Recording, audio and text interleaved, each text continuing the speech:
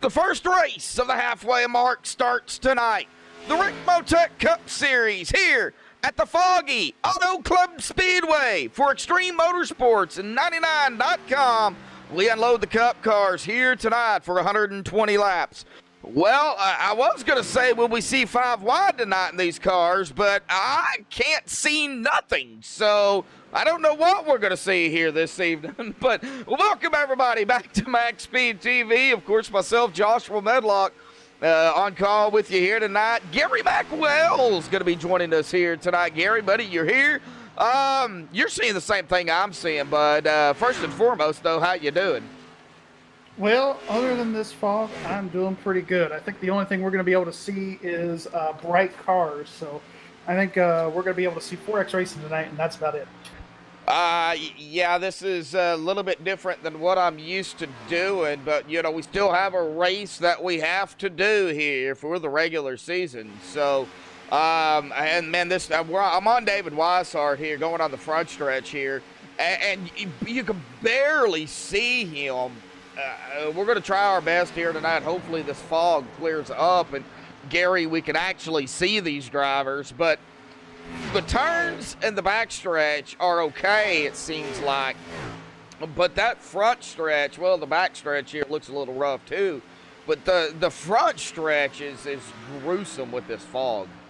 Yeah, you can't see anything. And as a driver, we've talked to a couple drivers already, Josh, and you cannot see a darn thing. They just had a pit party. Some of these guys are coming out here in a big old pack. And it's going to be very interesting. They said the fog is so bad you can't even see the tire smoke, like when a car spins out. So if there's a wreck tonight, we might see the whole field vanish because of how thick this fog is. It's going to be incredible. Oh, yeah, it is. Well, we've still got some racing to do here. We've got the pre-race analytics to go over here. Now, it is morning time here at the virtual track of Auto Club. We have an air temp of 65, a track temp of 69. It says humidity 1, fog 0, but I think it's lying because, you know. They got that backwards. Yeah, I think they did. The relative humidity actually is 100%. So this is going to be, it's going to be rough not only for the drivers but for us up here in the booth. We are going to be pulling 120 laps here tonight, 240 miles, tire window. Tires here going to be 5 to 10, 20. They're going to be rough here this evening, and I think with the fog, it's going to make it a little bit worse as we see the 42 barely there scraping the wall. Fuel window somewhere between the neighborhood ballpark, Gary. I think it was mentioned to us 35 to 40 laps roughly. Yeah, we're seeing 36 to 39. I went ahead and did 35 to 40. Depending on tire wear, we could see these guys come in 30 to 32 laps. So, going to be interesting. I think tires, of course, as in every league that we do, Josh, are going to play a factor. Oh, yeah, for sure. Well, we got a pit road speed of 55, and I believe the pace speed here is 75 miles per hour. 70. You were close. 70. I was close. I was 5 miles off. That is the pre-race analytics here. Man, I just can't get over this fog. This is the first time I've ever done a race like this. So, do you remember real life scenario here? Do you remember when the Eagles and the Bears played in the playoff game in the fog? As we see, oh, there was a big wreck there. As I saw that wreck there. Remember that playoff game back in like the 80s? It was the Fog Bowl. This is what this reminds me of. We are witnessing our own little fog bowl. Oh yeah, pretty much. Yeah, I mean this is the Fog Bowl, I guess you could call it. Round 6, the Fog Bowl 120. This is pretty rough. Much. This is rough here. We're in for a treat. I know these guys will put on the best race that they possibly can, as I'm seeing more cars wreck.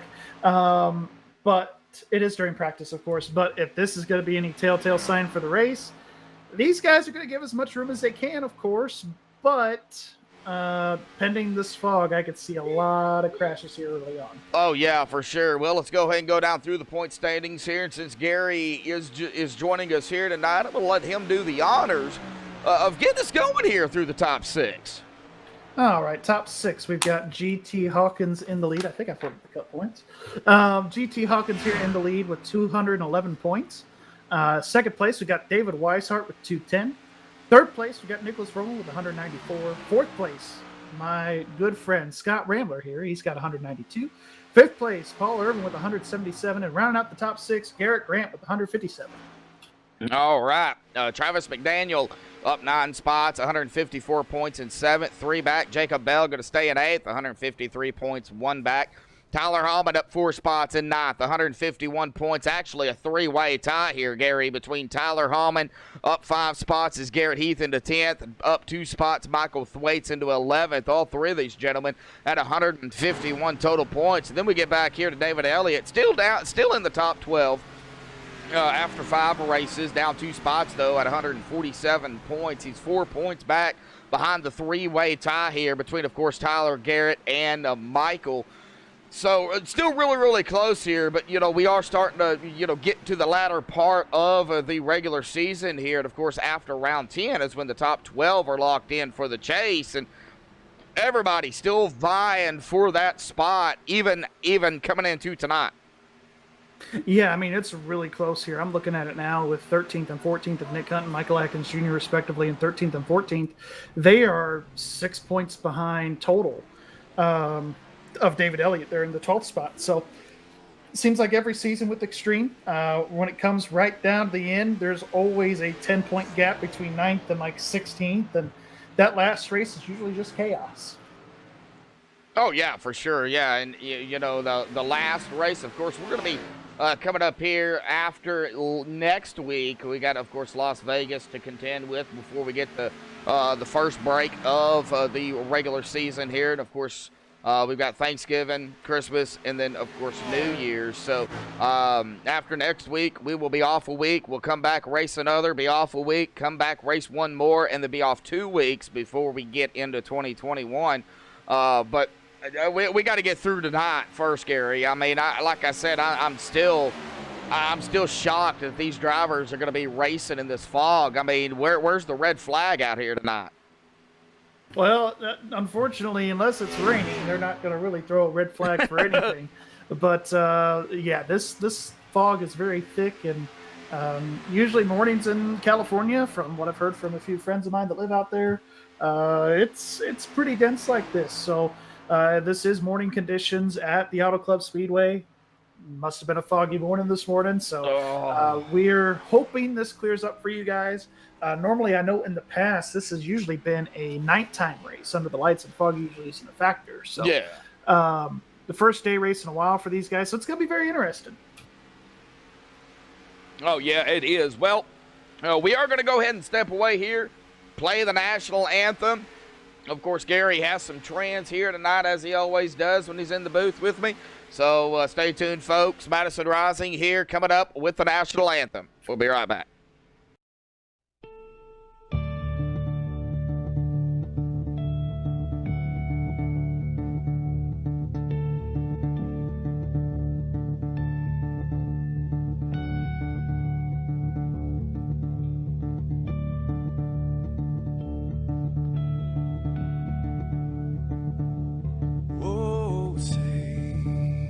Can you see by the dawn's early light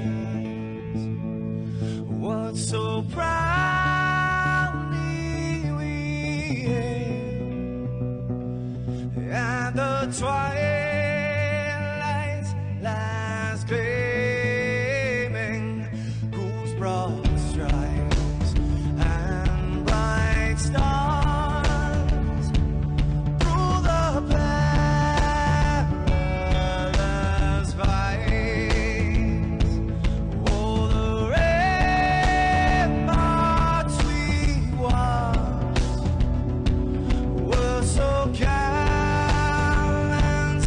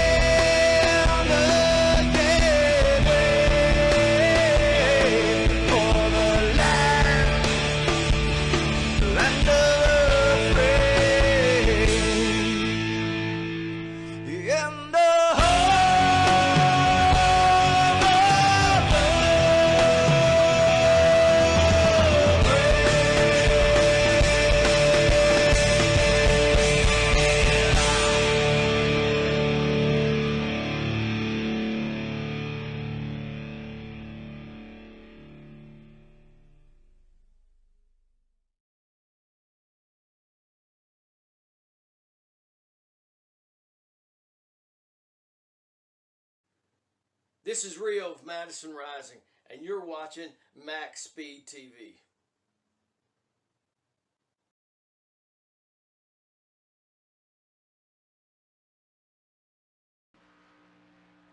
Alrighty, folks, we're back live here on MaxSpeedTV, and I've started it out here on the blimp mode just so everybody can actually see nothing. I'll just put it to you that way. You can't see nothing on blimp mode. So what we're going to really have to do is go down on to TV1 here in the race so we can actually see these drivers. Probably not going to be able to use TV2 at all here. So I mean, this is going to be totally different than what we're used to seeing. John Black, any more negativity, and you will be timed out, bud. So please knock it off. All right, Gary. Well, I know you got some trends here tonight. Now we've already made our picks, but we'll get to that here in a minute. But man, the trends here at Auto Club, bud. Yeah, the trends here. We have an average of 2.5 cautions here these last 3 races here at Auto Club Speedway. The most we've had is 5. That was season 10, and the least was season 11 last season at 1 caution. So very clean racing here, very long runs. We'll definitely see a couple green flag pit stops here tonight. I think if we get that far, especially with this fog, it's going to play a factor. The average amount of leaders, we have about 9.6. We'll just go ahead and give it round it up to 10. The most we've seen here is last season at season 11 with 11, and the least amount is season 10 when there was only 8. The lead changes amount that we'll see here tonight is about 21.5 to 22. The most we've seen here in season 9 was 29, and the least amount was 14 last season. So it's going to be very interesting. What these trends are going to look like. This fog is just thrown in such a big unknown. We might see the trends broken here this evening. Another thing I wanted to point out with this fog, I think the last time we saw dense fog like this and the race actually continue was the 06 Daytona 500 that Jimmy Johnson won. That day, they couldn't even use the blimp or the cameras that were in the air. So like in the towers around the racetrack, they have cameras up high. They couldn't use those. They could only use the cameras on the ground, similar to what TV1 is here that we see for what Josh is using right now, or the onboard cameras or the cockpit cameras. So it's we're pretty limited here tonight, but of course you guys know we're always going to do our best here, and hopefully as the race goes on, this fog will clear up. Oh yeah, and Gary, you know, it is early morning. We talked about that earlier on, and you know, early morning in California, definitely some fog. Probably running at about 7:30, 8 o'clock there in this virtual world here. Yeah, we're at about 8:24 right now in the sim in the morning here. So 8:24 in the morning here. Compared to the last few races, I know last week was run during the day. That track was pretty hot and slick at about 100 degrees. Right now, we're seeing temperatures of what we would see at the night races here, where it's about 66 degrees is the ambient temp, and then 70 degrees on the track. So this track is going to have some grip. It's going to be pretty quick. Lap times here for the first few laps, really throughout the whole run, it's going to be fast, what we see on average. But really, it's going to be interesting to see how these guys, excuse me, sorry, I moved my mic there. It's going to be interesting to see how these guys will navigate. Oh my gosh, can't even talk through this fog. These guys are going to be 2x2 here in a couple seconds here, for the grid and everything. So gonna be an interesting race here, especially at the start. Oh yeah, for sure. Now they are going to be getting into the drivers meeting here tonight. It looks like. So of course I've already had permission from the head admins throughout the series to go ahead and do my thing here as always. And since he did grab the pole, and it is somebody's pick here tonight, I guess we will go ahead and let him interview him here this evening, if I can find him. I thought he would be in the lobby. He is in the cup lobby. There he is. He changed it. So there he is. All right. Well, Scott Rambler here. Gary Wells, there you go, bud. Our pole sitter. Scott Rambler, you got a copy? Yes, sir, I do. Well, I'm not trying to jinx you, but I'm going to jinx you. I picked you to win this thing here tonight.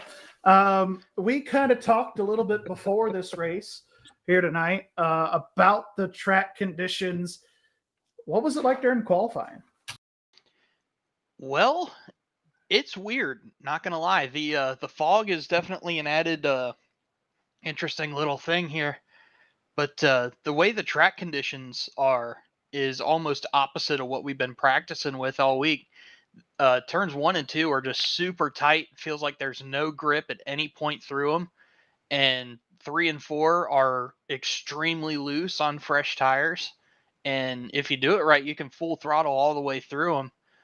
But yeah, 1 and 2, we went from being able to just barely squeak by full throttle in the whole thing to we're almost having to lift entirely out just to make it through the corner because there's no front end bite.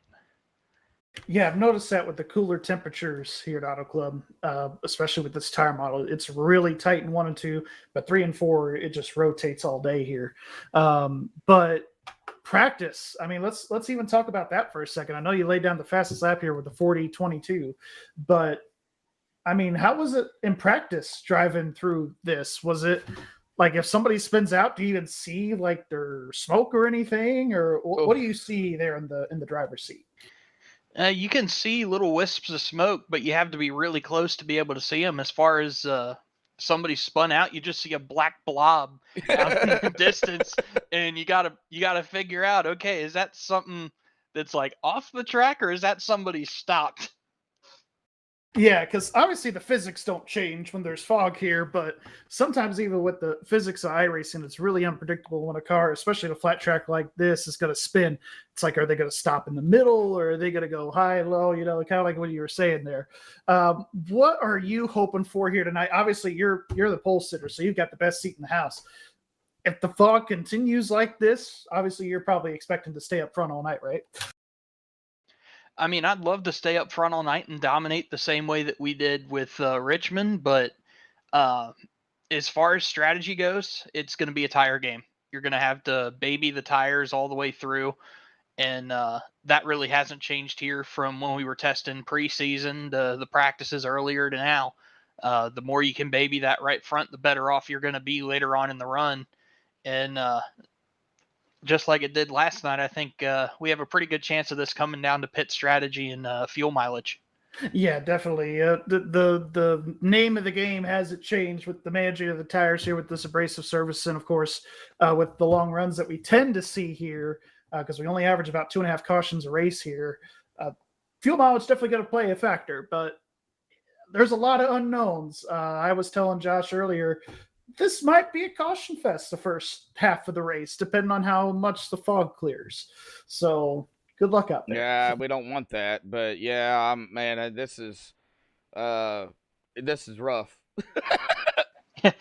Yeah, I'm sure it looks interesting from the cameras at this point. We can't see anything. We cannot see anything. I'm gonna say, might as well be looking straight through soup. I mean, I pull on the front straightaway out of 4, and I can't see too much further past the start finish line. The visibility is almost nil. I was gonna say, normally as drivers we could see like the scoring pylon, but you probably can't even see that far. Oh no, not even close. Yeah. So well. Anyway, I just wanted to wish you good luck. I'm sure Josh is going to tell you the same thing, and we'll let you get back to the drivers' meeting. I'm sure Ed's got some important stuff to go over, so we'll let you have at it. All right, guys. Thank you. Yep. Good luck, Scott. All right. Bye, Big Sexy. Said that on air. And we'll just move him down there. I can't believe he did that.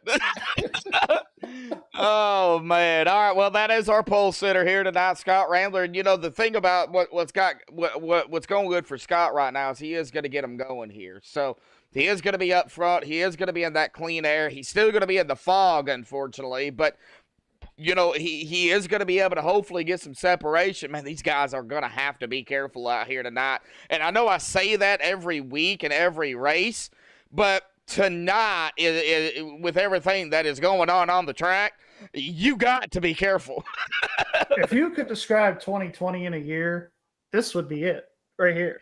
Yes, it All would. the unknowns of this, the fog, the uncertainty, it's gonna be a wild one here tonight. But I'm just gonna be amazed to see how cautious these guys take it into turn one, because obviously with the no 3 wide rule here this season, these guys 3-4 wide immediately after the start finish line. So gonna be interesting, how these guys handle the start and all the restarts here. They're going to be crazy, I think, if the fog was not a factor, but the fog is a factor. And with the sun kind of peeking in, it's making it a little bit worse in certain parts. But hopefully here after a while, hopefully by halfway maybe, we'll start to see some clarification of the fog a little bit.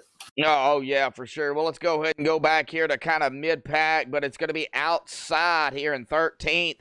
Just missing the top 12 by about a tenth of a second here. Tyler Hallman, buddy, got a copy? Yeah, 10-4. Well, Tyler, the Foggy 120 here tonight is what I'm going to call it. The fog out there. That right now, that's going to be the biggest thing. I know the race is a big too, but what are you seeing out there, bud? I mean, from your perspective, it's got to be rough. Yeah, you see the cars you're around. And you can see the entry to the corner, but much past that, it's pretty tough, I will say. Pretty unique. I've ran it in fog on here before, 2 times. Once at Pocono, and it was a similar situation with it being a big track, and once before at a road course. Very, very interesting. It's going to put a little X factor on the race, I think. I think it's going to make things different. If something's happening, the most interesting thing we're finding that we were talking about down at Sampson is if you see someone getting loose, normally you can spot that smoke, and it really blends in with the fog. So if someone's getting loose in front of you, you're actually going to have to see the attitude of the car and not rely on seeing the smoke tonight. Yeah, and I hate to make it about the fog here tonight because, I mean, you guys are going to have to go through this for 120 laps. But how is the track here this evening, even with what we're seeing? How was practice and how was qualifying? Different than every other practice I've felt. Every other room we've been in, we've had pretty cloudy weather, but or just partly cloudy, but it's 100% humidity right now in this room. I don't know if you saw that. So it's actually pretty fun in 3 and 4 early. We'll see how it is as the sun comes out farther, because we are starting in the morning. 3 and 4 is pretty fun because you can hammer down pretty good, and it actually wants to rotate. If anything, you might see some guys get a little bit loose off of turn 4, but then it's the complete opposite once you get down into 1 and 2, and it feels like it wants to plow, and it's super tight. And you're gonna have to watch for guys getting into the wall out of 2. So should be makes for some exciting racing, especially since it's a pretty wide track. So don't be surprised if you see some 4 wide tonight. I'm not gonna be able to see jack crap, to be honest. Rambler was telling us the same thing with the track conditions and how 1 and 2 was insanely tight, but 3 and 4 was very loose. So that's a good call there. But would you say that you probably maybe have a 1 leg up on the competition here, since you have ran in the fog here in the past, a couple of races? We were talking to Rambler a second ago, our pole sitter, and he said he's never recalled running in the fog before. So do you think you might have an advantage on the rest of the field here? I don't know if the fog will necessarily be a reason for my advantage. If anything, I just have run really well at these 2-mile tracks before. I have a pretty good record at Michigan in official races, and this track usually runs pretty similar to that. I also, if we do get some green runs, which hopefully we get, I would watch for that fuel mileage like you saw coming down last night. I would see that being a factor tonight as well, because we got a lot of good drivers in here, and I think we are going to see some respect, especially early, since there's fog. I would see a lot of people being a little bit more precautious, hopefully, on the starts. Yeah, for sure. Rambler was talking about the same thing tonight. It's going to be a tire game and a fuel mileage game coming to the last run and a half to the finish here. So, but yeah, I mean, sounds like everybody's been pretty much saying the same thing. They're concerned about the fog a little bit, seeing how this start's going to go. So hopefully we see clean and green racing for a bit as the fog hopefully clears up. But good luck to you, Tyler. Yeah, thanks, guys. Hopefully we put on a good show for you. Yeah, and I'm not going to tell you that I picked you. All right, don't tell me that then. Okay, I'm not going to tell you. Good luck, Tyler. Thanks, guys. Yeah. I had to. Sorry. I mean, it's not me. I mean, I don't care. Oh, yeah. Well, I mean, you know how I am. All right. Well, let's go back here. Let's see if we can go back and get a driver that maybe more into the back of the field. One of the ones that didn't qualify. Let's see, Brett Cool. What about Rob Haynes? He didn't qualify. I know he laid down a lap, but he didn't qualify. Oh, I mean, yeah, 27th. Well, I mean, he laid down a lap. Well, let's go ahead and real quick get our favorite Canadian up here. All right, go for it. He's down in I don't know where he's at. Brandon Motorsports. I got him. All right. Rob Haynes, got a copy. I got you guys. How's it going, Gary? It's going pretty good, man. I can't see nothing. Right. I know it's pretty foggy. Guys are saying that might burn off. I don't see that happening, but we'll see. You didn't qualify very good, obviously. Only you're 5 seconds off the pace here. Was that intentional? Yeah, it was, Gary. I had knee surgery a week ago, I guess, today, and just taking it easy, man. Bandage is off, but the tensor's still on, and it's still a bit tender, so I'm just taking it easy. First race back, so. Well, 10-4. Well, I'm glad to hear that you got your knee surgery, and hopefully have a speedy recovery there. But was just wondering about the off the pace. Makes sense now. So what are you expecting? I know we were talking to Tyler and to Scott, our pole sitter, a little while ago, saying that there might be a lot more give and take than normal here at the start of a race like this.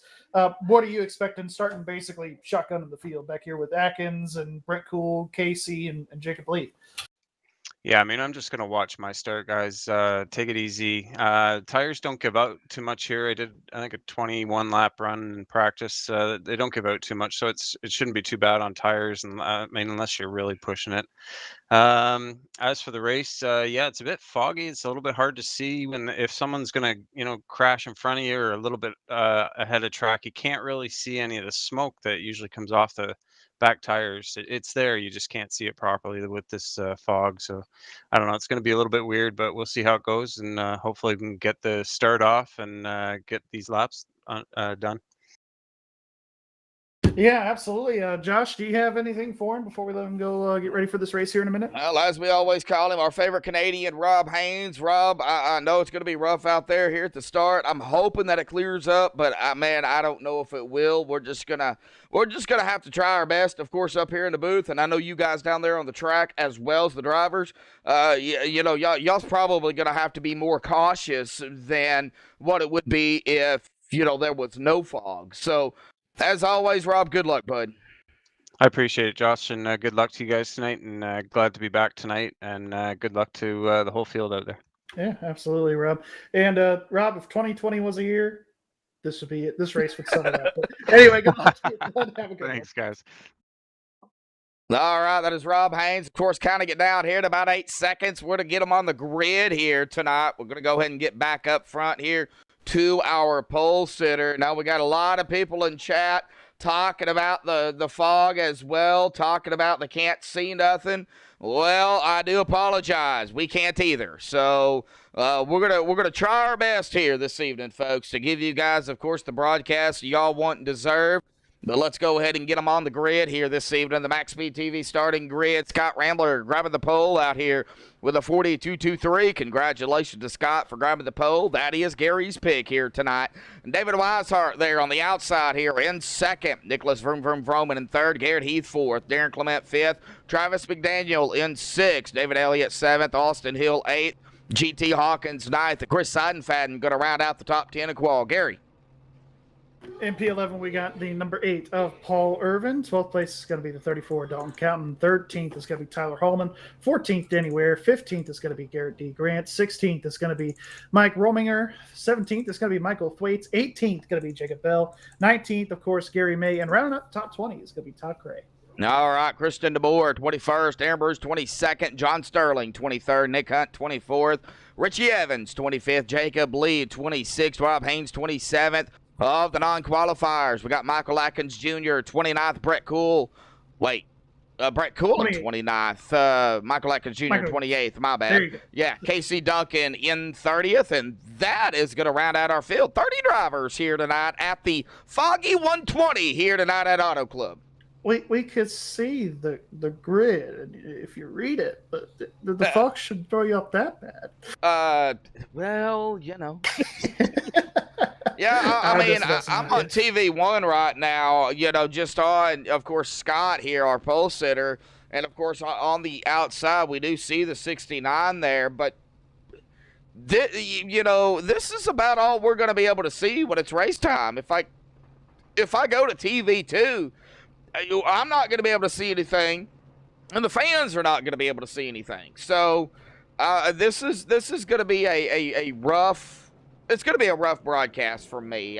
This is the first time I've ever done a race with the relative humidity at 100% with as well as this much fog. Yeah, I don't know if it's the humidity causing these conditions, because you know how we say that you can cut through the humidity. I don't know if that is maybe it instead of just fog, if the humidity is just this bad. But definitely going to be a wild card race for sure. And if some people don't make the chase here tonight, they might be pointing to race 6 at Auto Club of why they didn't make it. Oh, yeah, for sure. Well, race violation penalties here tonight. I'm going to call it on the admin of Ed Morris here this evening. No, I'm just playing. Got to pick on Ed. He's going to get a race violation penalty here tonight, even though he is up in the admin tower. He's Big going to get an shout out to, ELO. yes, he is. Big shout out to Ed Morris, Patrick Moore out here. They got a tough job, too. I mean, this is going to be rough for them as well. I'll get to the shout outs here, but we're into 3. Gary, I know they've missed it. What do they say, bud? Reach up there and pull those belts tight one more time. All righty, here we go, folks. Going to be on Scott Rambler here. That pace car will dive off to the safety of pit road here, coming out of 4. I don't know if we're going to be able to see it go down pit road, but there it goes. And Scott Rambler is going to be in control of the field. He is going to be on the loud pedal. And go, folks. Buggity, buggity, buggity. We're racing here tonight at the Foggy 120 at Auto Club for round 6 for the Rick Motec Cup Series. I couldn't even see the flag, man. It's so foggy out here. Oh. Scott Rambler all by himself, but Josh, it is 2 by 2 all the way back through this pack. Oh, yeah. And I think we're even seeing some 3 wide coming down the back stretch already. Oh, well, I can't. I mean, it's so foggy out here. I can barely see it. I wished everything was. I wish there was no fog. I'm trying here. You can't even see anything. Scott Rambler, of course, is going to lead lap number 1. Yes. But Really going to be into 3rd. Yeah, it looks like Nicholas Roman's going to be up into that 2nd position. Was able to get around Dave Weishart. He's going to fall back into 3rd. It looks like Garrett Heath is going to be in 4th. And Travis McDaniel is going to be rounding out the top 5 there in the 5th position. It looks like amongst the top 7 or 8, maybe even 10 cars now, they are single file here. Back to the 5-car side and fadden there, and then they're kind of double file for a couple spots, and then we got single file. We got Paul Irvin, GT Hawkins here. Paul to the inside of GT on the outside, but man, I can barely see it. I'm trying to get the volume, because I'm so close to the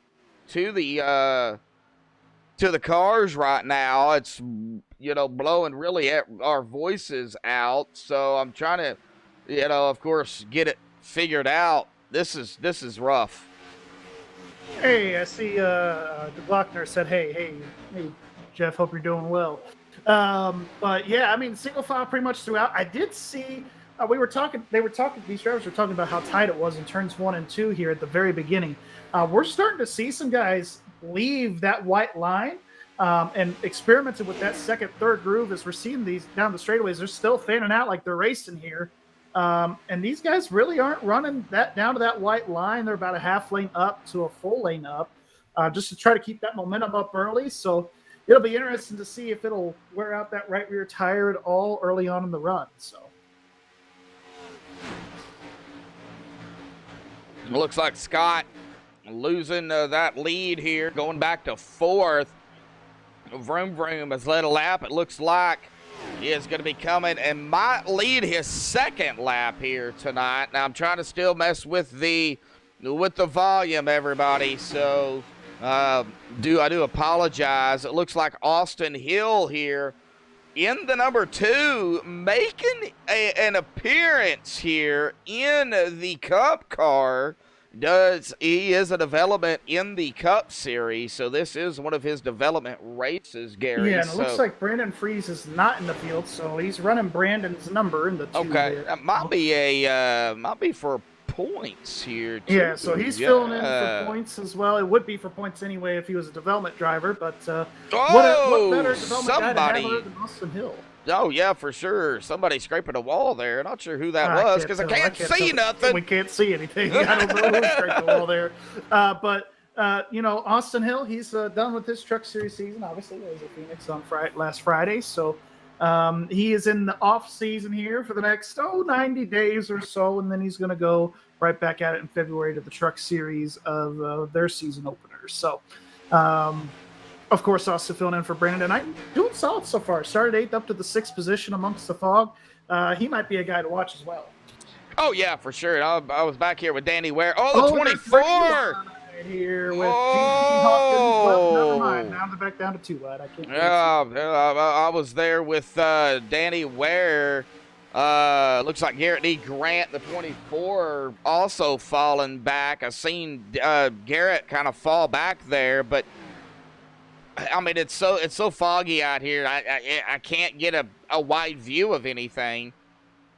We got David Weishart. These guys are thinning out 2 wide, possibly. I can't really see it, but 3 wide, but a lot of 2 wide down these straightaways. I think again, it's just these drivers wanting to give each other plenty of room early on in this race, hoping that this fog and humidity will go away a little bit. Oh yeah, for sure. Well, of course, Kimberly Jacoby out there. We got John Black, Jeremy Knapp, Jeff Glockner. We got Brendan Kennedy out there, Dennis Ansman. DFDA, a Drive for Diabetes Awareness, out there in chat. Let's see who else. My brother, Jeremy Medlock, out there in chat as well. DF Williams. Who else we got out here? I'm looking. I'm trying to get chat here as well. So it looks like that's about it. That is out there talking. Oh, Mike. If you have a white car, we're not going to be able to see it. Exactly. Mike out there as well. If I missed anybody, Jessica Hardifer, if I missed anybody, I do apologize. Man, oh man.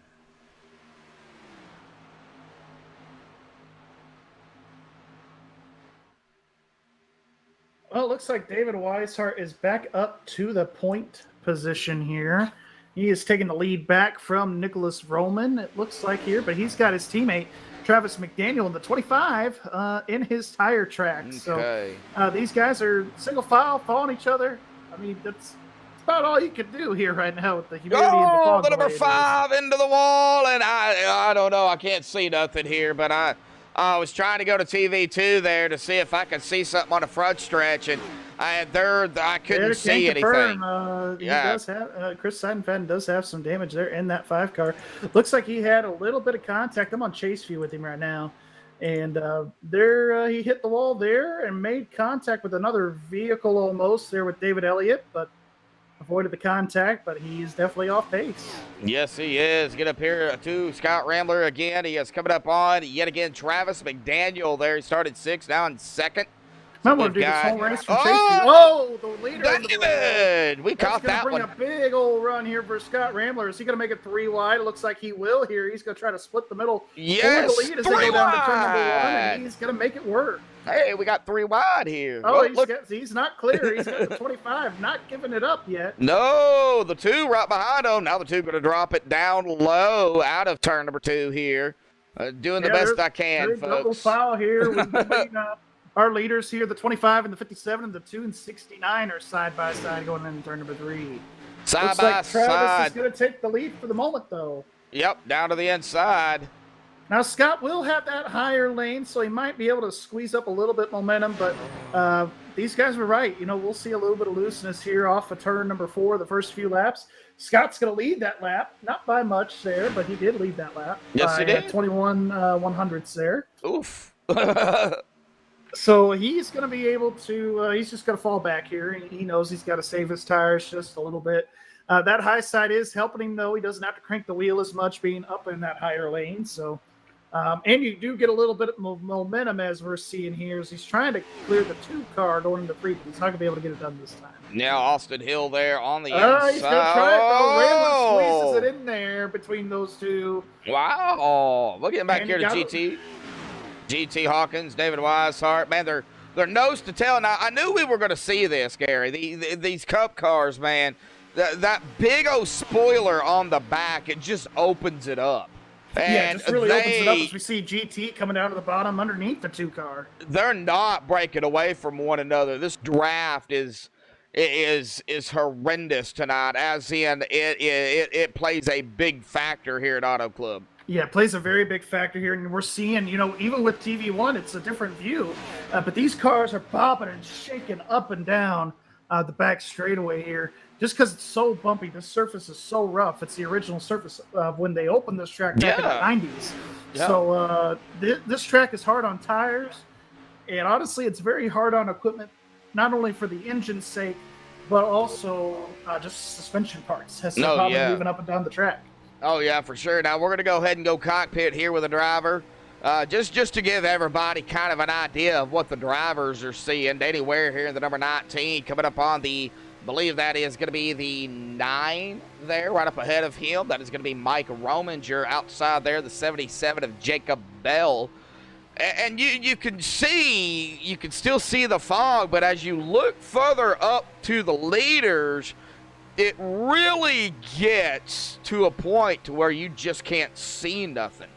Yeah, I'm looking here with Danny Ware, and it's honestly, yes, the fog is there, and it's pretty horrendous, but it looks a lot better than when I went on board with the driver during practice. So you could see on the ground the conditions are okay, and these guys are able to see pretty decently well.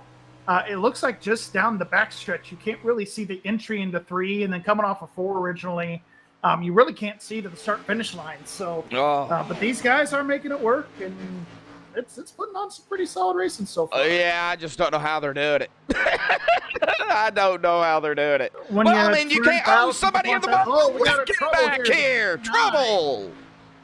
That is going to be David Weishart, I believe. if I can. 25? No, the 32 of Darren Clement. Oh, he looks very similar. All right, well, let's get back here on the MaxSpeedTV replay and take a look. There is a no caution here, and of course, all cautions are thrown by iRacing and not the admins. So the only cautions that are thrown is extended cautions. That's it. Yeah, so it looks like Darren Clement made contact. Is that with Garrett Heath in the 23? It is. So it looks like Darren bounced off the wall as we're seeing here. And the 23 was just right there, nowhere to go, and around they go. Oh, and Darren kept it off the wall, though. Darren kept it off the inside wall, and Garrett Heath was able to keep it in the forward direction there. So he was able to do a really good job there, but as we're seeing another change for the lead, Travis McDaniel up to the point. Yes, he is. Another Northern Capital Samson Motorsports machine as the 2 of Austin Hill doing a little bit of blinky there. Looks like he's back in that Serve Pro 2 machine. It looks like subbing in for Brandon, as you was just talking about it, Gary. GT Hawkins right behind him. David Weishart, Tyler Hallman, Mike Rominger. Flip packs. We're starting to see the front 4 pull away. And then really it's David Weishart leading that second pack in the 5th position with his teammate Tyler Hallman there. And then the 9 of Mike Rominger right there in the 9 car, this 3-car breakaway here. And then it starts at another pack with 8th place of Todd Cray and the rest of these cats back here. So you kind of break away from the pack, but you end up still having these smaller packs of like 3 to 5 cars that are together. Oh, yeah, for sure. Back here with Jacob Bell. Rob Haynes there right up ahead of him, beside him, actually. And shout out to Rob. With his knee surgery and everything, he started 27th. He's already up to the 15th position. He's paced himself pretty well so far, battling with, looks like Roman there now to get around the 95. So he's doing a pretty good job so far. Oh, then you got the 12 of Thwaites here, too. Doing a Michael Thwaites, he's gained a few spots since the start, side by side with Atkins there doing a Yeah. nice job right there. Coming up on the eight into the wall. That is going to be Paul Irvin. Boy, look at the speed drop there by Paul Irvin. Boy, he just let everybody go by. Did not want to get into anybody. But Michael Atkins Jr. making some moves up through the field here, even through this fog, man. Mention his name there. He's up to the looks like to the 11th, 12th position there, starting 28th on the field. So he's made some good progress too. Him and Rob started in the same rows, so they're kind of right there together. Well, the number 3 of Mr. John Sterling, also 23rd to 13th here. Making some moves. I just don't know how they're doing it. Oh, Scott Ramler battling for the lead again with Travis McDaniel. Oh, this fog is Yeah, and these guys are still side by side for the lead, going down to turn number 1. Looks like the 25 is going to clear the 57 here, actually. So these 4 cars still single file, but every now and again we'll see a change for the lead. Oh, yeah, for sure. Now, Nick Hunt here, he started in 24th, and, you know, that Interstate 00 machine, you're currently running in 17th here. Side by side, it looks like, with the 95 of Vroom Vroom, Nicholas Vroman there. So, Nick trying to make his way up toward the front. Of course, fuel somewhere between 35 and 40 laps here. Tires, they're gone pretty much right now. But the draft is helping these drivers stay together. But the top 5 or top 4, they've kind of broke away from the back of the pack here. Yeah, they've really broken away from the pack here. Almost a 2-second lead now over 5th place, Mike Rominger. Just about 1.8 seconds almost. But yeah, we're really going to see these guys enter their pit window here in about 10 laps. And like you mentioned, these tires are pretty much gone. You can get a really good rotation in 3 and 4 still throughout the run. Oh, as we see someone into the wall there. That was the 14 of GT Hawkins up into the wall. He hit the wall coming off of turn 4. And we have a caution. It's not there is the caution. Darren Bruce, it looks like, going to take a hard lick on the outside wall here. Number? That would be the number 27 of Darren Bruce. 10-4.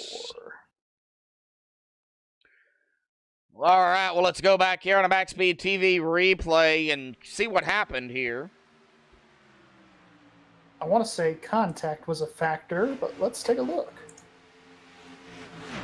See the 34 on the inside. It looks like the 00 right there, 34 too. is already past him. Okay. Is that the 00 coming The 00 of Nick Hunt. No, it looks like Darren gets into the wall all by himself. He tries to avoid the 00 and comes back up to the outside wall and just spins around. Looks like a 42 of David Elliott. Does make a little bit of contact with him. Looks like the 77 got a piece of it, too. Yeah, 77 maybe a there. slight piece of it, but that's going to put, oh, yeah, right there. Yeah, we're going to see that contact after Darren Bruce slammed the wall, the 42. Yep, nowhere to go. And right there, oof. Well, all right, first caution of the evening here tonight. We are going to see pit stops here for sure. Even though this is a little bit outside their window, these tires are shot. They're going to come in for 4 fresh ones here, and that will lose a set of their tires, so they will only have 3 sets the rest of the race here. If they decide to take them, I mean, I've seen drivers, you know, last night in the Xfinity Series, they didn't take tires on the first set. Yeah, it hurt them, but I will say, with all due respect, they're stupid. Okay, all right, but no, I mean, it's just I would take tires here. You are looking at about a 2 pit stop race to the end from here-ish, maybe a third. But you're still looking at least 2 more stops to the end. Oh, yeah, for sure. And I will say, shout out to these guys. They went 24 laps? Yeah, about 24 laps, yes. So, I mean, these drivers here have really done a good, excellent job so far of just managing their stuff. All right, and staying off each other and having respect. So they've done a really good job here at the start. Oh, yeah, for sure. Let's kind of get the TV2 or pit lane here, the exit of pit road here. It looks like Travis McDaniel. No, that was Gary May. He missed his pit He stall. missed He his didn't pit stop. stop. My, Yeah, he did not stop. So Scott I guess- Rambler. Yeah, Scott Rambler going to win the race up that road there. Yes. Realistically, after that, but I think we're going to see Gary May come in at pit, at least for fuel. He's got to take gas here. Oh, yeah, for sure. I mean, you've got to get fuel. You're going to be coming up on your regular pit stop here in about 10, 15 laps. Probably about 10 laps or so is when pit stops. But with the caution, you're going to be able to save some, but I don't think Gary is going to stay out. I think he is going to make the smart move and come down pit road. So, yeah, I think we're going to see that from Gary May here. Yep, yeah, here he comes. He's coming down. So that's going to give the lead back up to Scott Rambler here. Let's see here if they get the one to go. If they do not, we'll bring somebody up here and have a chit-chat with them. Okay, so I went to Far Chase. That's my spotter cam, Josh, here for iRacing normally when I spot for somebody.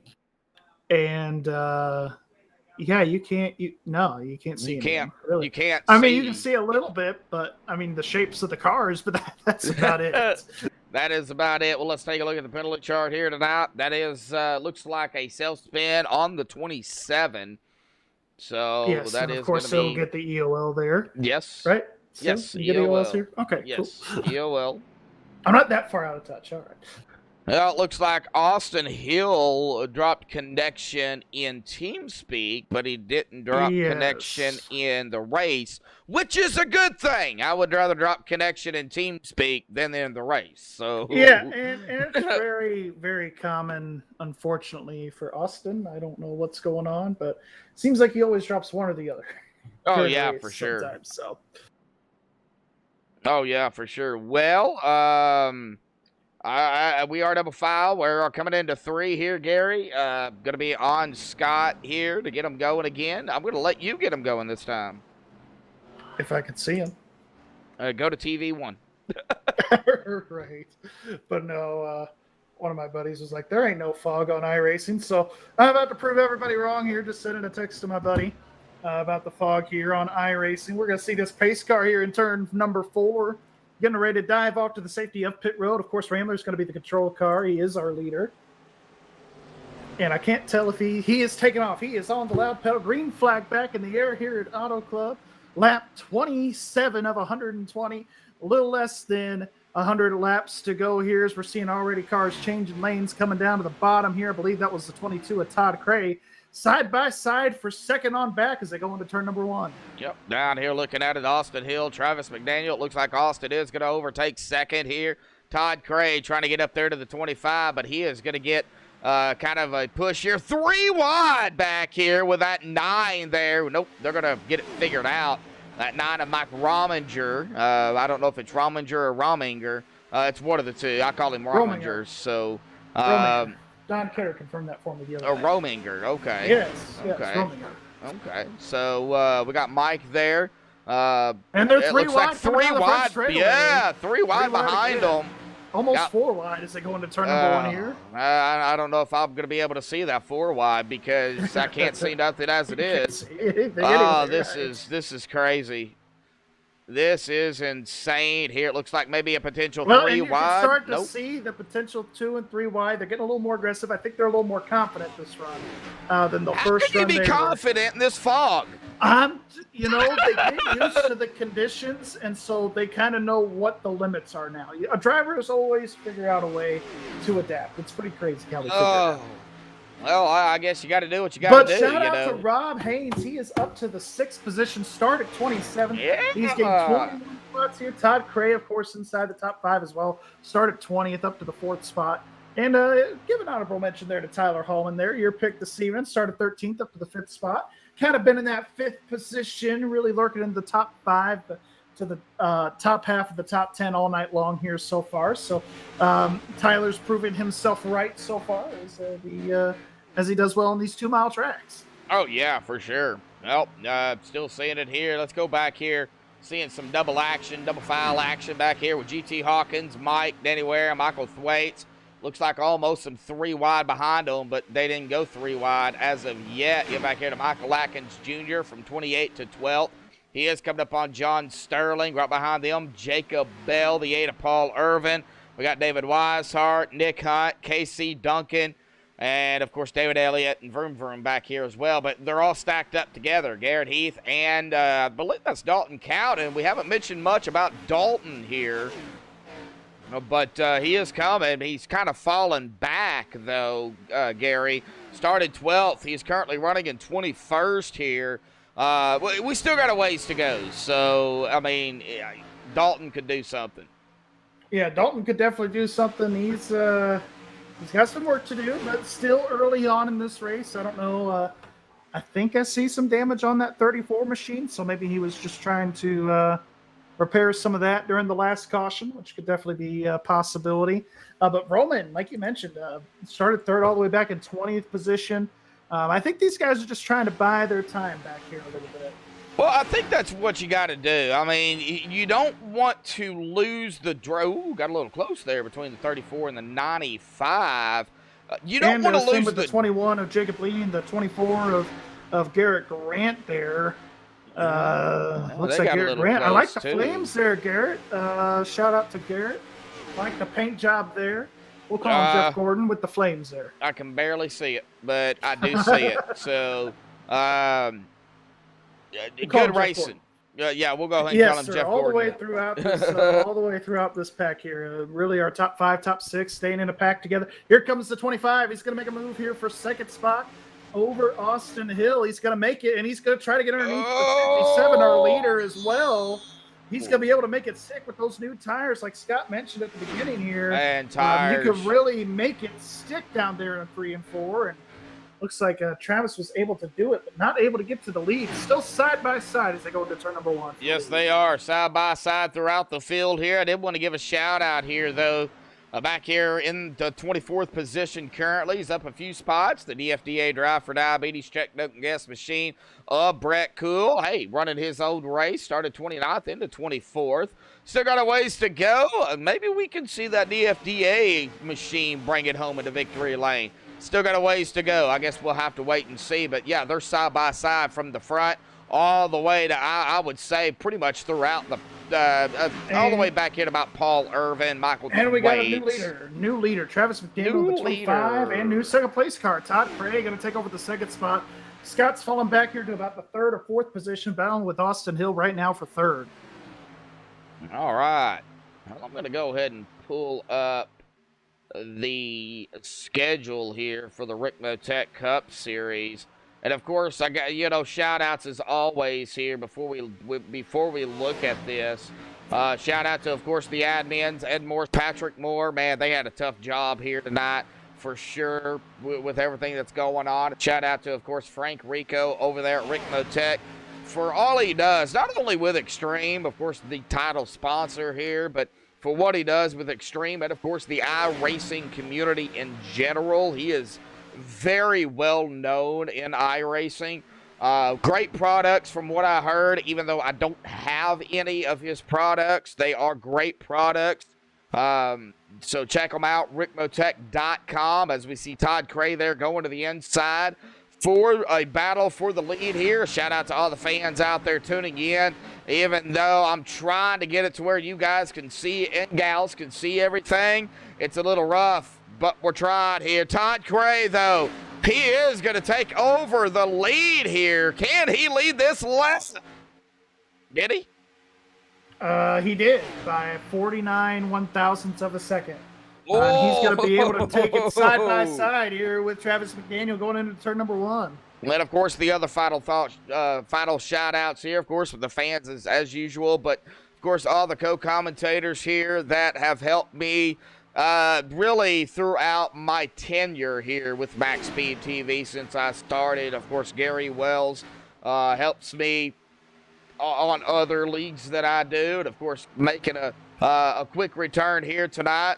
Big shout-out to, of course, Elvis Rankin, not able to make it here tonight. That's why Gary stepped in here. And, as always, thank you, Gary, for stepping in and helping me call the race. If I'd have known it was going to be cloudy and foggy here then I'd have gave you the warning, but I didn't know.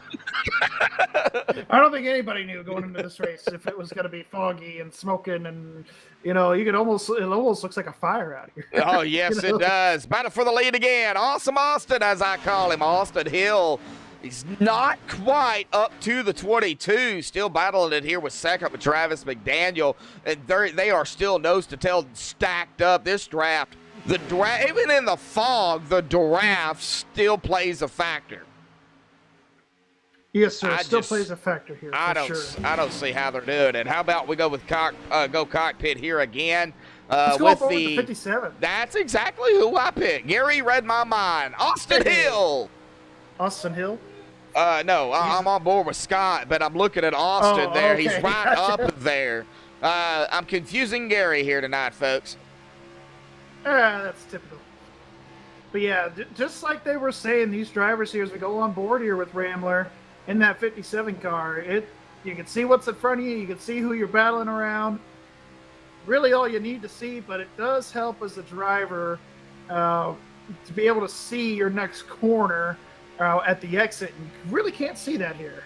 Oh, yeah, for sure. Now, I'll go back to yesterday real quick for the RB Custom Rigs. I understand we're here with Rick Motec tonight, but people know I keep it real, and I will go over just about anything. So let's go ahead and go to the Xfinity Series here real quick. Looking at, of course, going from Talladega, Nick Hunt grabbed the win there. Chicagoland, it was Austin Hill, the first win for Austin. Richmond Raceway, Gary Sexton, and then you didn't see it last night, Gary, but Austin Hill won at Charlotte, Iowa, and then, of course, last night at Auto Club here. He went on a bit of a hot streak. Exactly. He went back to back to back in the Xfinity Series. Now, he is also looking to make the sweep here this evening at Auto Club in the trucks, or in the Cup Series. We're in Cup cars. Yeah, hush.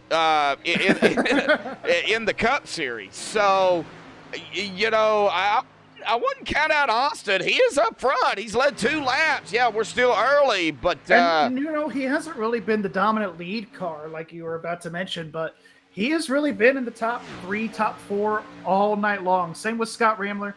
Rambler really hasn't led a whole lot of laps by his standards, but he's really been contending. He really hasn't fell outside of the top 5, so he's really been doing a solid job here this evening at the start. Oh, yeah, for sure. Oh, yeah. Well, let's see here who we got. Danny Ware back here. Looks like Danny making his way kind of up to the field. Yeah, he's trying to crack that top 5. He's in the top 10 there in 7th in the number 19 machine. Coming up on, I believe that is going to be the 14 there of GT Hawkins. Just not able to do it single file pretty much up here now. Still side by side going on behind. Oh, Michael Thwaites, Rob Haynes, Jacob Bell. Still not quite able to get up there, Mr. Rob Haynes. But he's coming. I mean, he's trying to do it one by one there in the man, I don't even see his paint there. I think it's the beer store. Paint scheme. You can't see it. Stop it. Just stop. I don't know. I mean, for all I know, it could be. I will say though, shout out to Casey Duncan. Started shotgun on the field. Let me talk some good about Casey Duncan. He's up here into that 12th position, getting around Rob Haynes here at the line. Oh, my old buddy Casey. Doing a very solid job here, keeping the car clean.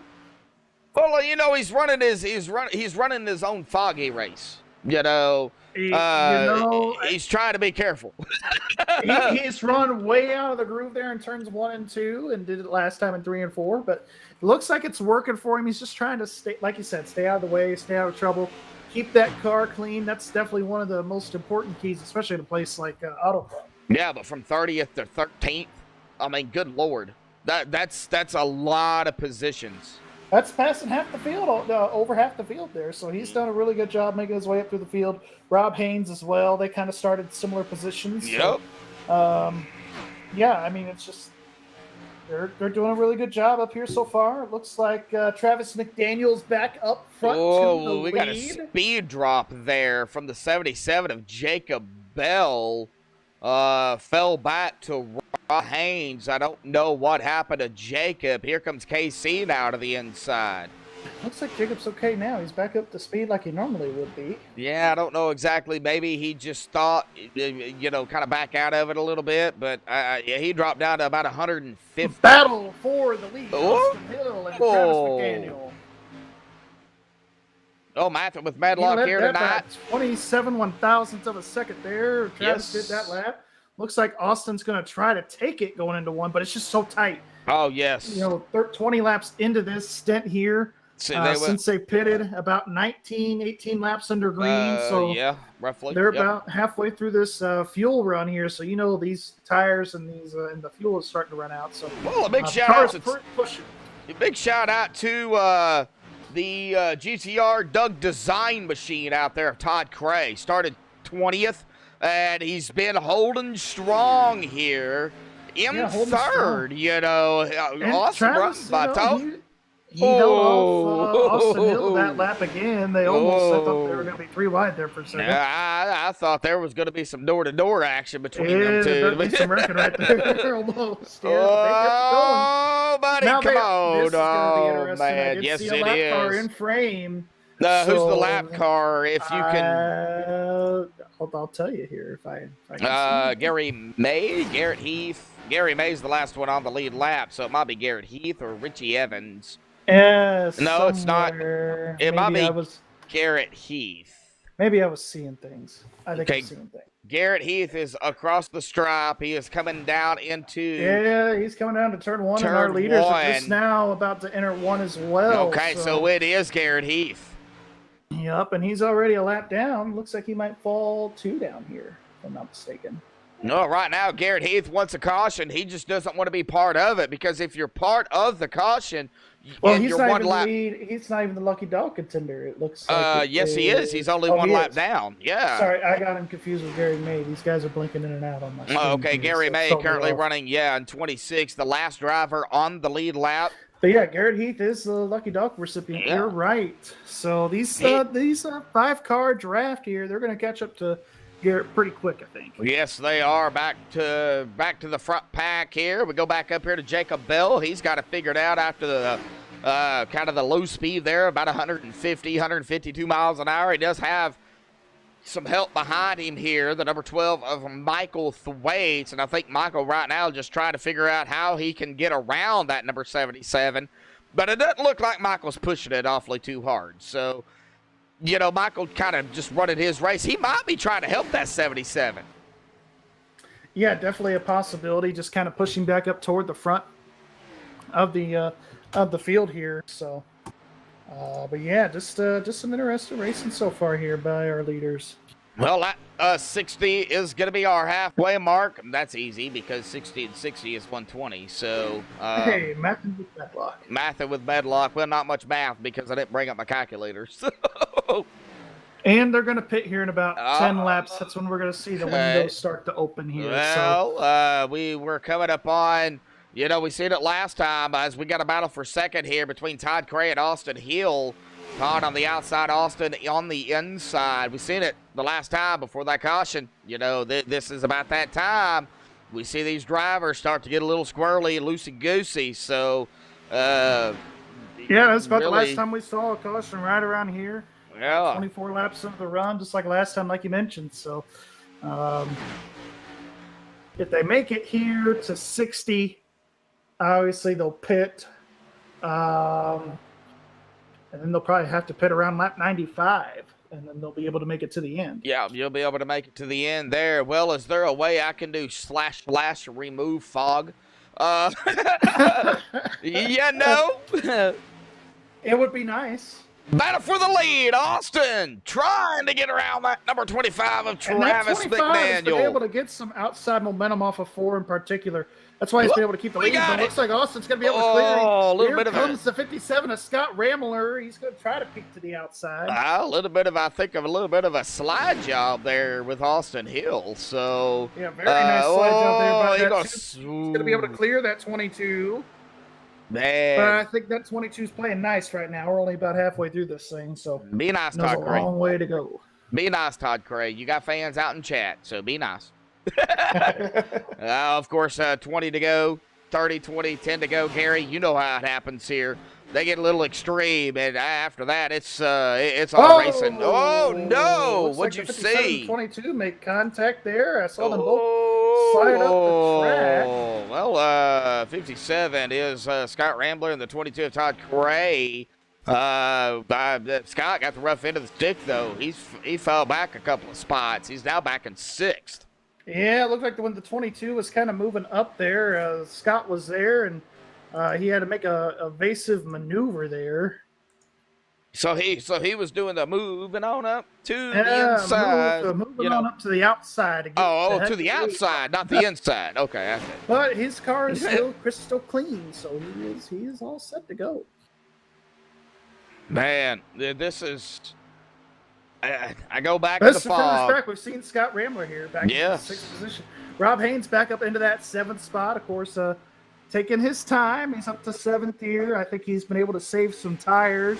Well, the a little nickname bit. that I have for Scott Rambler, we're going to go ahead and say it here tonight. Big Sexy there, currently running in 6th, and a long-standing joke, people. So just go with it. Scott there, Big Sexy. I mean, he's our pole sitter. We still got a ways to go, so Scott could find himself back up toward the front. We do have pit stops, though, going to be coming up here roughly in about, let's see here, about 8, 9 laps, 7, 8 laps somewhere. We're going to be within that window. Yeah, about 6 to 10 laps here is what we're looking at. Of course, still really hard battles. We're seeing the 99 there. Rob Haynes, I was looking at him there for a second. The beer store Toyota. Looks like the top 2 there still battling pretty hard, nose to tail there between the 2 and the 25. 25 trying to break the draft there, Travis McDaniel. But Austin Hill's not having anything of it. He's just following all over the track, treating him like he's chewing gum. No, Jacob Wanted to know what flavor it is Lee. at the end. Drop connection, it looks like. Yes, he received a throughput there, so he is Oh. dropped out, and he is back to 26th. Yeah, I don't know. Is he going to be able to? Is he going to come back in? That's going to be the. I don't think he'll come back. He'll want to pick up a couple of spots, get a couple points here. So you never know. There could be a caution, or 2, or 10. You never know. It's still got half the race to go. There could be a big wreck here. It takes out 10, 12 cars, and he could pass them all if he comes back in. So Brandon Freeze out there in chat now. where is Brandon, Why is he not on track? well, you're not out here racing tonight. Looks like Austin there going to be kind of taking Oh. your number here this evening. So kind of talk Oh, about it in Brandon. chat. And I can't believe you just said that. Brandon. I understand that, Brandon. I'm gonna have to remove that. I know. I know you're speaking, but Oh, no. yeah, we can't have that, bud. So, Ooh. that's borderline, man. It really is. So, there's a lot of people that's lost their lives, their homes, because of that situation in California. So Can we get him to answer why he is not behind the wheel? I don't know. That's the thing. I don't know. He's gonna have to answer that.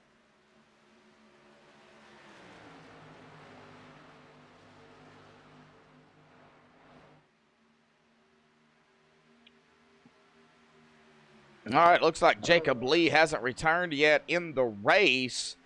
No. We do have a new leader, Austin Sometimes that Hill. does take some time. Yeah, as Austin Hill's taking the lead over here. Is that the 12 car, or is that the 42 of David Elliott? Looks like he made a pit stop here. Oh, he's a modified. He's probably repairing damage. He's a modified. He's rolling back out on track here. But as we do see Austin Hill taking that lead back. Mike Rominger. I'm just going to call him Rominger. Sorry, because that's what I've called him for. Well, yeah, I've called him that for 2 years, or 2 seasons, I should say, 2 or 3 seasons. So, I mean, I'm just going to go ahead and call him Rominger. If he doesn't like it, well, he can deal with me after the race. So, battling here with, it looks like Todd Cray. Well, the 14 there of GT battling now with Todd Cray. So, yep, Todd has fallen back a little bit. He was in the lead a little bit earlier, but Krista DeBoer on pit road. Yes, sir. Oh, here we go. Calvin. Ooh. Yeah, Calvin Dalton Cowden, Nick Hunt, Paul Irvin on pit road here.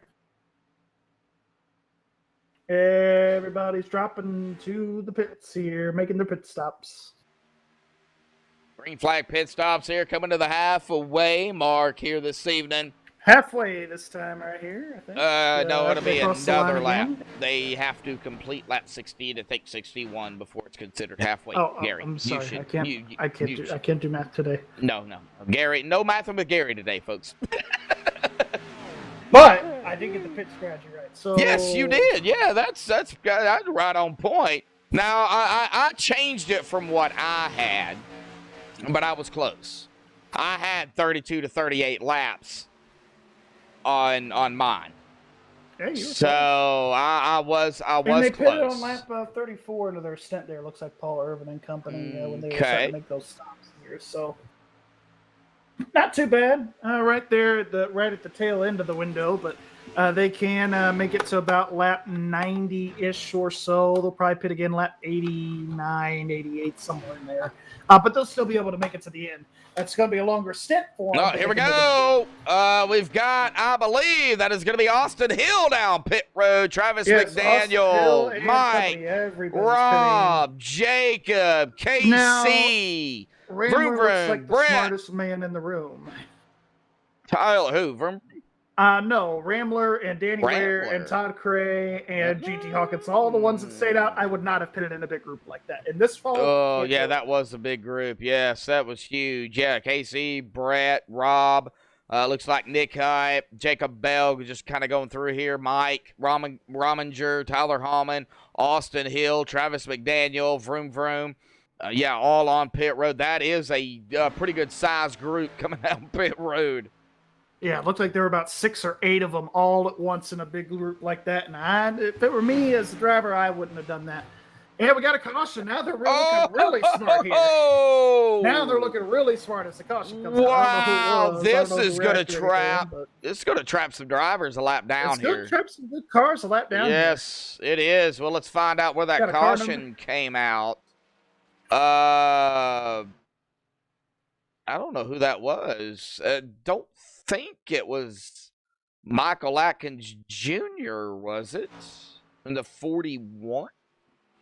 Did he enter pit road and then the caution came out? Okay, well, he's coming down pit road now. So, no, he entered pit road first. So, it wasn't Michael Atkins Jr. I don't know where it came out at. Normally we try to keep on top of everything, but I don't see it. When they scramble like this for pit entry, it's green flag pit stops. Kind of hard to. Because you and I kind of focus on the same thing there. Ooh, it's going to be on the 12. The 12. Okay. Michael Thwaites. Well, let's see what he messed up here. Hold on. Okay. I don't know if I can go back that far or not. I'm going to. Okay, let me see here. We got some time here, so let's see here what happened to Michael.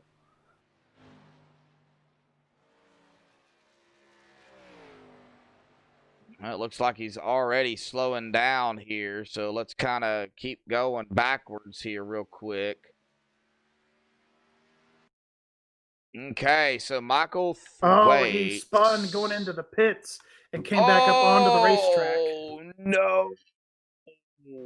Yeah, it looked like when he locked up the brakes to come in to stop to entry, he was hitting the brakes. Oh, yep. Oh, We're he looking wheel at it. hopped it. I'm hearing it right now. He Oh! wheel hopped the car. Listen to him from his cockpit here. Oh no! Yeah, we're looking And, at it and he here. lost a little bit of control when he came from the banking to the flat. Oh yeah, we're And he looking at shifted it. down again to second, and that's what caused him to Oh, yep, right there it go was. crazy. Yep, caution Right when did he got to fly. the apron, he shifted again, and the car freaked out and went to the right. Oh man. Well, So we're gonna go that's, ahead and go back up live here up front. Travis For lack of McDaniel. better explanation there. That's Oh, your yeah. easier explanation there. Oh yeah, for sure. Well, a couple of self spins here tonight. You know, it's been about the self spins for sure. And Let's go. that's our average right there, 2 cautions. That should be it for these guys tonight, hopefully. So we're going to see a lot of wave rounds here because it did trap a lot of good cars there, a lap down there, Josh. We're going to see definitely Hallman, probably Cowden, Let's see. the 34, the 00 of Nick Hunt, the 32 of Darren Clement. All these guys here are probably going to be taking a wave around to get their lap back. I'm looking at, of course, Travis McDaniel, Austin Hill, Rob Haynes, Mike Rominger. This is Looks who like I got. Christian DeBoer is in that group as well currently for the wave around.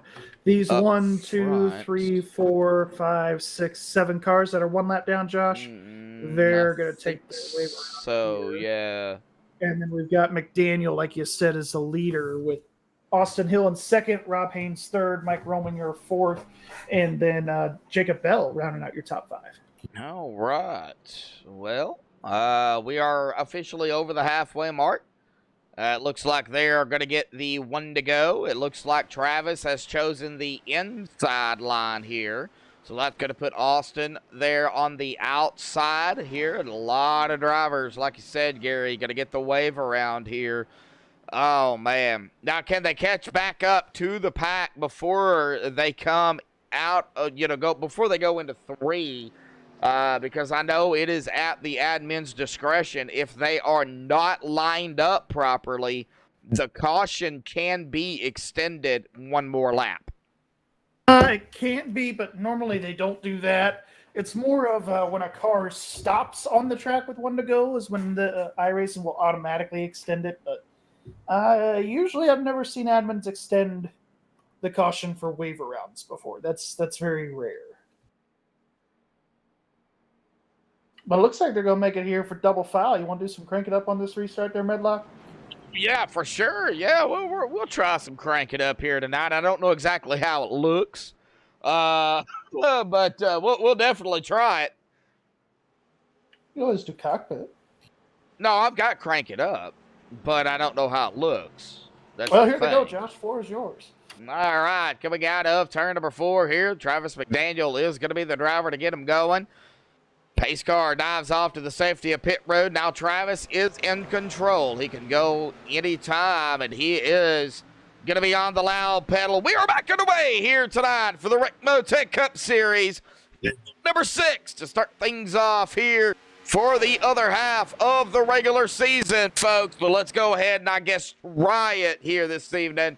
Let's go ahead, folks, and crank it up here tonight on MaxSpeedTV.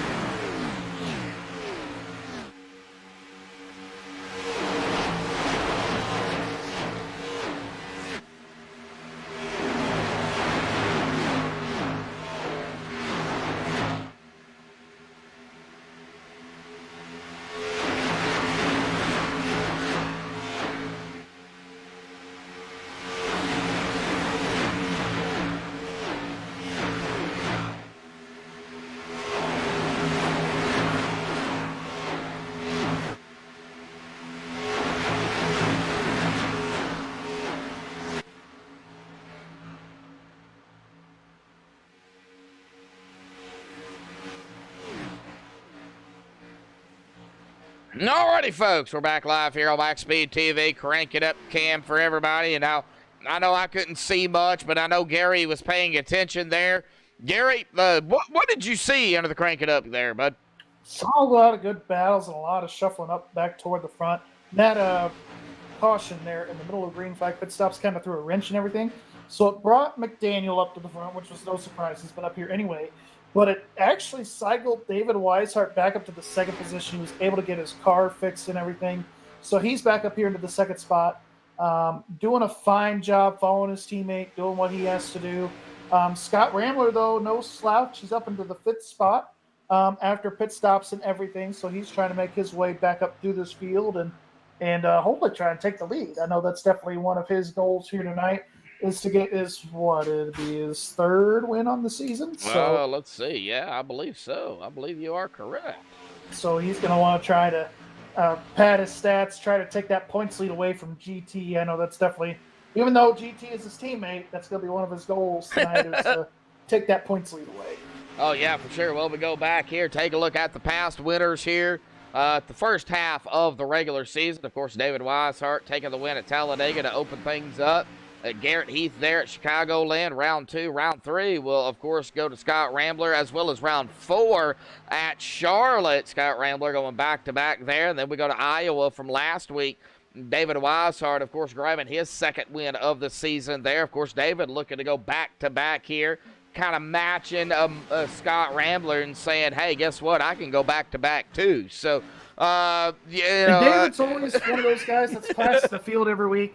I know last season he had a down season. I think it's because he was driving that Ford. He's back in the Chevy this season. He's doing a pretty fine job. He's only 1 point behind GT. So the only good thing about Fords is on the trailer. That's it. Exactly. Found on the road dead. You know. I'm not a Ford guy. I'm a Dodge guy, but everybody knows that. I'm a Chevy guy, but hey, Chevy's not bad. Yeah, Mark Martin drove him for a while, especially for my people. So we'll just Mark Martin drove the Ford for quite a while actually. For a long time. Yes, yeah, but he didn't start in a Ford. So in a Buick, I think, or something. I believe. He started actually dirt racing at Tri-State Speedway, located in Batesville. No, Tri-State Speedway, which is about 7 minutes from where I live. Oh, 10 Yeah.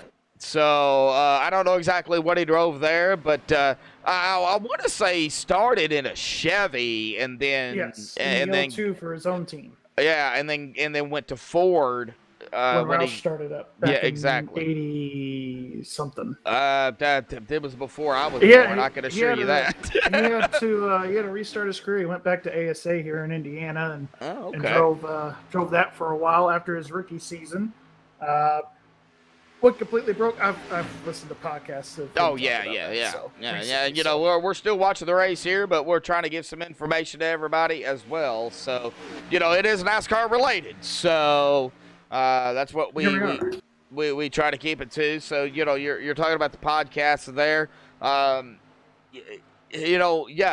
Mark going broke and then getting back in it. That's awesome. Yeah, especially for redemption on his career because he bounced around a little bit and then he was like, all right, let's go back to ASA. Let's go dominate and see if I can get noticed by somebody else. And he was able to do that with Roush. Was a Roush for a long time. Then he went to Ginn Racing there in DEI for a couple of years to run some part-time stuff, and then got the opportunity of a lifetime with Hendrick. So. Oh yeah. I'm a huge Mark Martin fan. Of course, he is actually from Batesville, Arkansas, but from what I understand, he doesn't live there anymore. He lives in Florida.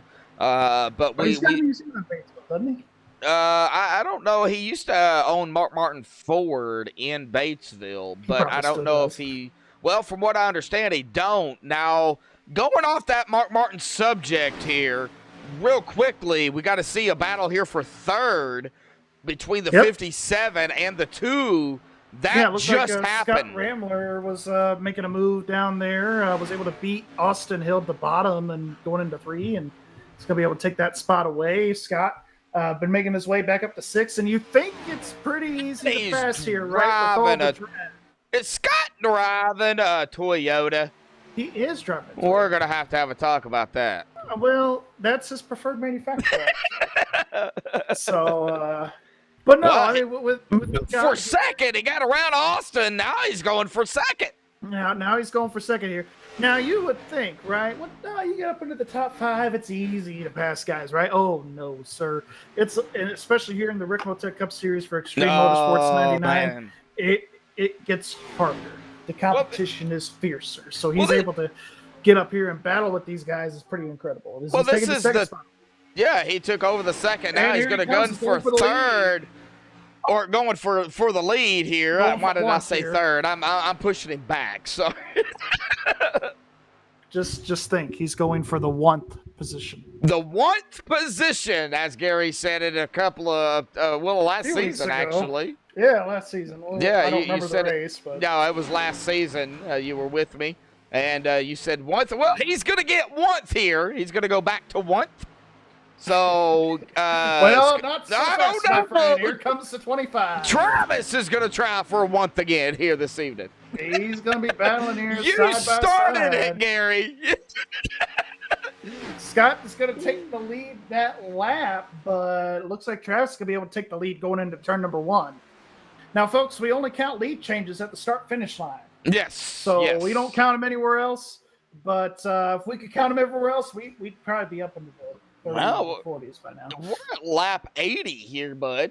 They've been out here since they've been out here at about anywhere between looking at it here at about 20 laps or so. Yeah, 16 to 20 laps. Yeah. Now the 25 and the 2 there of McDaniel and the Hill, they've got 19 laps on their tires this stint, where Scott only has 16 or 17 just due to that pit stop. So about 3 laps separating these guys as far as the tires, but the 25 and the 2 did go through a heat cycle because they made their pit stops under green, where Scott Ramler, Todd Cray, and company, they made their pit stops under caution. Yeah, under the caution. So that actually kind of helped them out a little bit.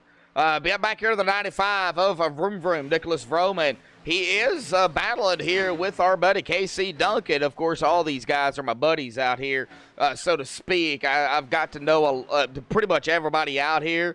We don't say that when they're in the booth, but we don't like them. But when they're racing, I hate every single one of them. Yeah, they know I call it as I see it. So, and I can't see much here tonight. So, yeah, well, we're trying our best. But this battle for the lead just will not go away. It's pretty entertaining seeing the 57 and the 25 battling it out here. Here comes Scott down to the bottom. Look at the 2. I mean, he's pushing his nose in there. He's like he's trying to go with his Toyota teammate there, but yeah, that 25 is on the right rear of Scott. Scott's gonna be able to clear him. I'm actually, if I had a second pick here, and I know we don't, but if I had a second pick, that 22 of Todd Cray. 22, Todd Cray. Yeah, that's not a bad shout. I would put my money, not literally, but I would put my money on Todd Cray in that number 22 because he, man, coming from 20th to 4th, and ever since he got up into the top 5, he has not looked back. He has stayed up here.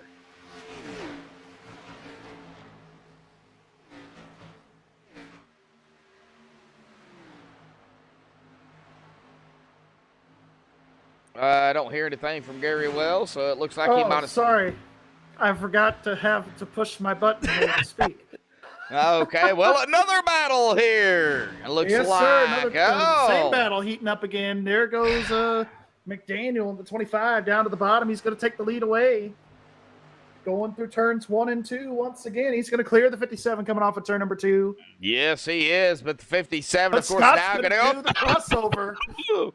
Trying to butt kicker him here. Yeah, he's trying to butt kicker fashion here. He's going to come down to the bottom of the racetrack. Oh, I think he's going to try a slide jump. Not quite contact there. Oh, Travis McDaniel there. These guys are being super aggressive. Scott's going down to the grass. He's going to go down to the grass. He's like, oh, man, these guys going at it, but they're doing it aggressively. On but 20 lap old tires. But they're doing it, you know, at a very safely too. Yes, I mean, a lot of that's- respect between these two right here. yeah, that makes no sense, really, if you look at it. How are they doing it aggressively but safely? But they are. You know, Todd Crane, he's got a bird's eye view of this. Let's go cockpit with Todd. He's I he's mean, in the catbird seat right now, as we would call it. Here comes Scott. He's going to take the lead again off of turn 4, but Travis is going to be able to keep it wound up. He's going to go to the bottom. This will create a 3-wide situation. oh man, well, we're cockpit here with Todd Cray. Almost 3 wide with these guys. Oh man, this is going to come down to. Hey, the I fog's think getting it's better in TV2. Huh? You can actually see cars now. Oh, on TV too, really? Yeah. It's a little bit than better. the drop of the green flag. Okay, well, let's go to TV2 here. Turn 3's a little blurry, but yeah, we can see the cars. So It's a lot we're going to better go ahead now. and switch it. We go out of turn number 4 here, on Oh, the here comes front Todd. He's gonna stretch. go Nope, try to- can't see never mind. nothing. Oh, Nope, can't see anything. Nope, can't see nothing I'm there. sorry. So, Good for half the track. yeah, good for half the track. Here comes Todd. He's going to try to take the lead away here on the bottom Yo! this time with Travis McDaniel battling for the lead. He's going Todd to slide right Cray up. is going to take it. Now I know we Here have a comes the fan. 25. He's going to try and do a crossover here with the 25 of McDaniel. Yes, he is. I know we got a fan out there of Todd Cray. Is it So, no. Or are you talking about in chat? in chat? In chat, 10-4. I want to say it's Hardifer, Jessica Hardifer out there, a big fan of Todd Cray. So, I'm sure she is kicking herself right now and jumping up and down, seeing Todd battling it up here with these They're guys. still battling. Look at the Yes, side draft they these guys are. having with each other. Well, we have that's another thing, Gary. We haven't talked about the side draft. We've talked about the draft, but not the side draft. The side draft is just as important as the draft. So, and we're seeing it right now. Yeah, we're definitely starting to see it right now. Now, iRacing hasn't done a whole lot with the side drafting in the past.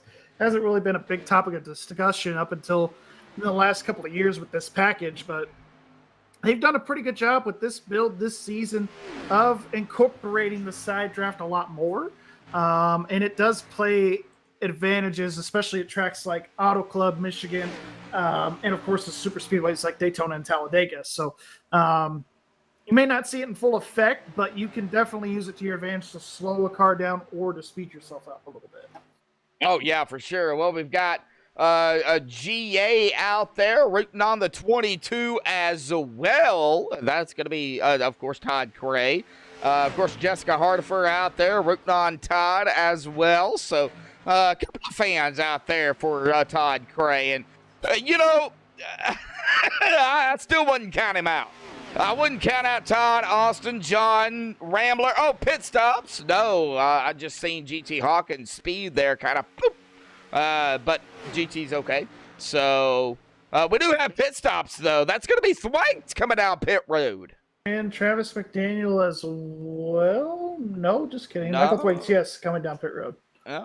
So kind of, we're trying up here, folks. It's a little rough. Well, no, okay. 25 is not coming down. Why do I keep thinking he's coming down pit road?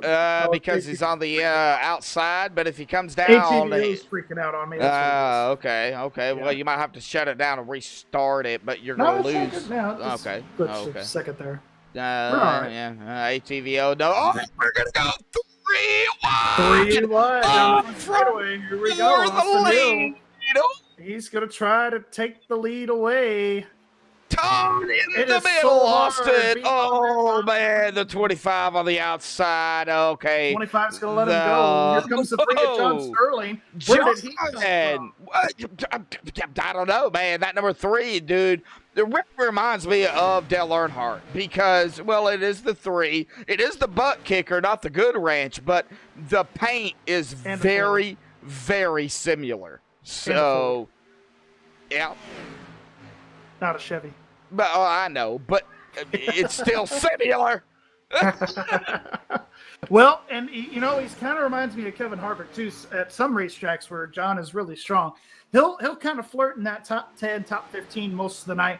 But that last run, man, when the money's on the line, he is right there in the thick of things. So, Oh, yeah, for and sure. I know John's pretty good here at Auto Club. So, if he keeps his car clean most of the night, he's usually up there at the end, and we're seeing that here right now. As we're seeing that he's on the outside here, still side by side for the lead between Austin Hill and the 22 of Todd Cray.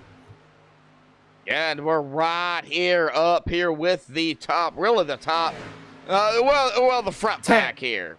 So, yeah, Top I mean, we're, 20, you know. but we're right here all with them. David Weishart, GT Hawkins, Rob Haynes, Garrett E. Grant, Mike Rominger, Danny Ware, John Sterling. We got a battle up here for the lead yet again. Austin Hill there with the 22. Let's get back here and talk about Vroman, Jacob Bell, Garrett D. Grant, Michael Atkins Jr. here on the outside of the 95 of Mr. Vroom Vroom here. So we've got a battle back here at about 13th, 14th place.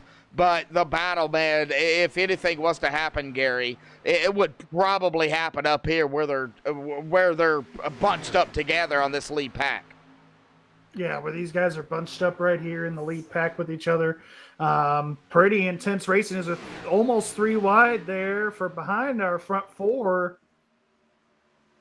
But they're able to sort it out here. Single file, double file as I go through turn 1 once again. Still side by side for the lead, though, between the 22 of Todd Cray and Austin Hill. But he's going to be able to clear Austin Hill. Here comes the 25 of Travis McDaniel. He's going to try and get that second spot and try to go for the lead. He's not going to be able to do it. No, he's not going to be able to get that run. Oh, man. Like coming. Oh, here comes Travis McDaniel. He's going to come down and make his pit stop here. Yeah, this is the last stop of the race. Oh, he's peeling like off. I predicted, around lap 94, lap 95 is what we're going to see last round of pit stops with our leaders here. So, all right, getting back that up here to window is Todd open to make it to the Cray. end. Yes, it is.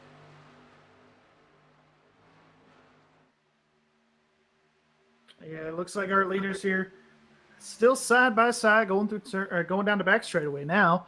About to enter turn number 3 once again.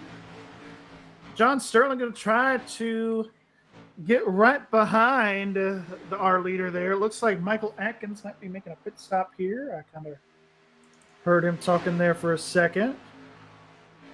Looks like he is going to be making his way down pit road. Austin Hill, of course, still up front. They're going to be 3 wide almost going into turn number 1 again. But Austin's going to be able to get a couple car length lead here as we're seeing Todd Cray going to try to make that outside lane work to try to get around that 3 car of John Sterling.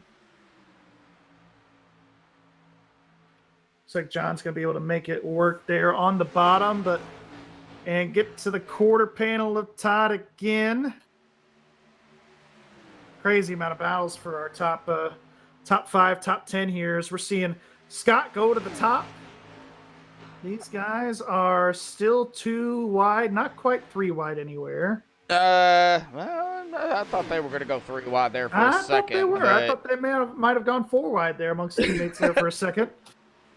Yeah, well, let's see here comes Scott. He's right on the side there of Mike Rominger. Battling, of course, every for that time fourth you position. say that name, I get confused. They are 3 wide.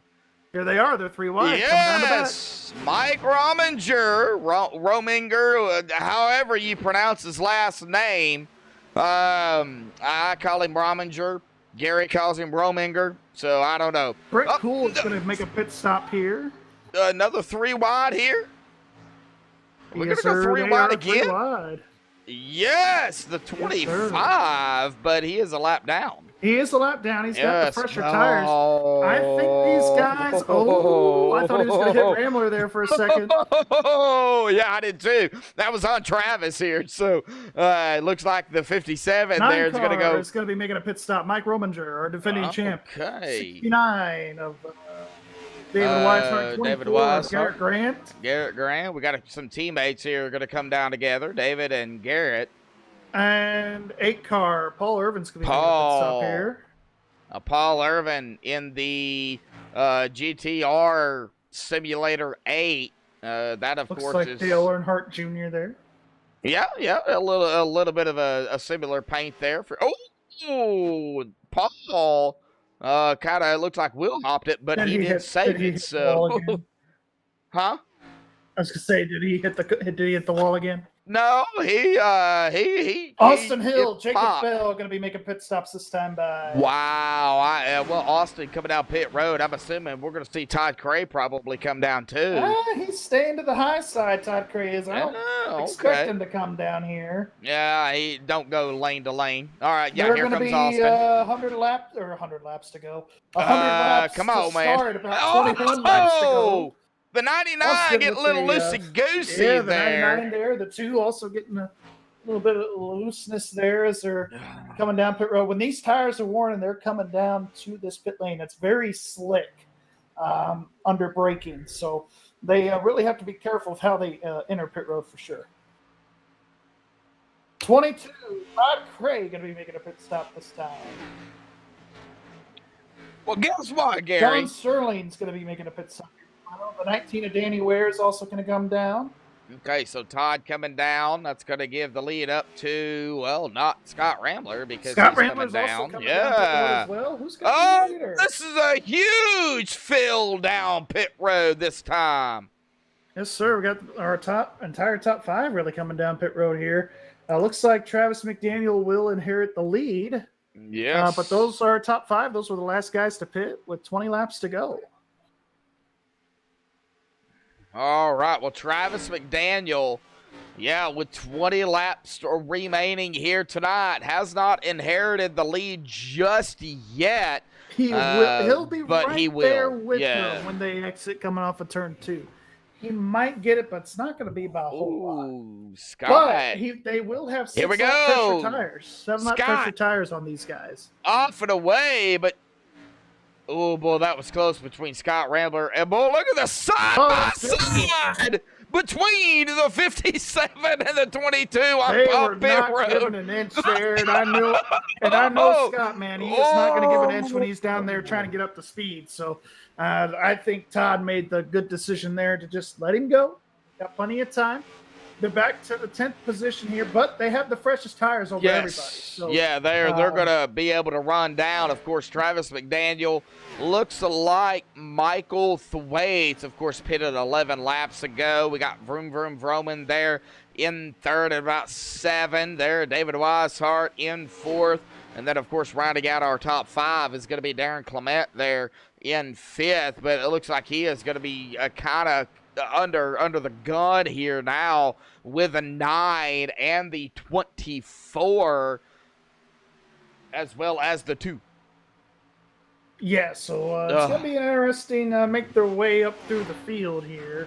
I'm going to be keeping my eye on that 57, but it's going to be interesting to see how these guys that all just pitted going to come down here and, make some spots up and contend for this W. Well, Tyler Hallman, my pick on pit road now. He is, of course, 1 lap down. Man, tough break for Tyler Hallman. But here's the thing. He's having a tough night. Yes, he is. Here's the thing, though. If he gets a caution, even though he's 1 lap down, if he gets a caution, he's going to be back on the lead lap. He's going to be the only car a lap down. So yes, as long as he's not the driver involved in the caution. Right. Austin Hill making a pass there on the 9 car of Mike Rominger there, and going to be making his way up to the 5th spot. Of course, Travis still the leader. 18 to go, 17 as they update here and they cross the line. But been pretty good racing out here tonight, considering what we've had to go through. Yeah, no kidding. But the fog is starting to let up. I don't know if you've noticed or not, but yeah, it starting is. to clear up just a tad bit. A tad bit. Yeah, let's go back to TV2 here and kind of check out what the front stretch looks like, and if we can see the cars as they come out of 4. Look at Scott Riddler making 3 no. wide between the 2 primetime cars. Oh, what a okay. move there by the 57. The 57, well, I missed it, but... Well, you missed it, but there's still 3 wide back here. Yeah, they are. Yes, they are. And they're going to sort it out, but look at that move that Scott Rambler just put to get up into the top 5. Fresh tires. This is, I You mean, can do a lot on fresh tires. That is yes, for you can. Now they're cold, but you know, this track is 2 miles long. It does not take long. What, 3 to 5 laps to warm them up? Yeah, if it takes that. about 2 to 5 laps to warm them up, but that's about all you're going to get as far as the goody out of them. Somebody got a little loosey-goosey. I don't know who that was. Here comes the 57. He's going to try to get to the outside. Oh! Crossover down to the bottom here. Yes, That's got Scott Austin. Rambler in the 2. Got Austin on the outside, 57. I think Scott's going to be able to clear him here, and he Yeah, does, just barely. but that draft, Austin's got that draft on the 57, 15 to go. I think right now you just got to be patient, Gary. You can't make any dumb moves. Patience is going to start to go out the window Well, here. I know. To go. You know, we And don't have. he's got to close in on the leaders here. Well, we don't have Kevin LePage out here, but do you think somebody's going to LePage somebody?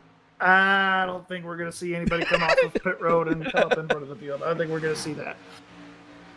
But, you know, he does have a couple lap fresher tires and Weishart. He's got 6 lap fresher tires and Travis. So if he could get around David pretty quick, which I expect him to, then he'll be able to get around and get up to Travis pretty quick. Oh, yeah, for sure. Well, a big shout-out to everybody out there still hanging on with us here tonight. I got about 30 watching. I got about 13 likes, though. I'm shooting, yeah, let's shoot for 20 likes here tonight under the conditions that we have here this evening. I know I'm not able to really go to TV2 to get a wide view, but, you know, we're trying, folks. I do appreciate everybody tuning in. I'm on the TV2 train. But look at Scott Rambler. He was able to get up into second here pretty quick. But the front stretch is still a problem. A little bit. Not as bad as it once was, but it's a lot better. You can see cars. I can see. All right. Okay. Well, I can't. I might have to turn the brightness down because I can't see nothing. So. Well, and Scott's running down Travis in a hurry here. He's about half second. Yep, we're on deficit. Scott. It's still pretty bad, but I could see a lot better than what I could in practice. That's why I'm comparing it to. Oh, okay. 12 laps to go here. Sorry, can't count.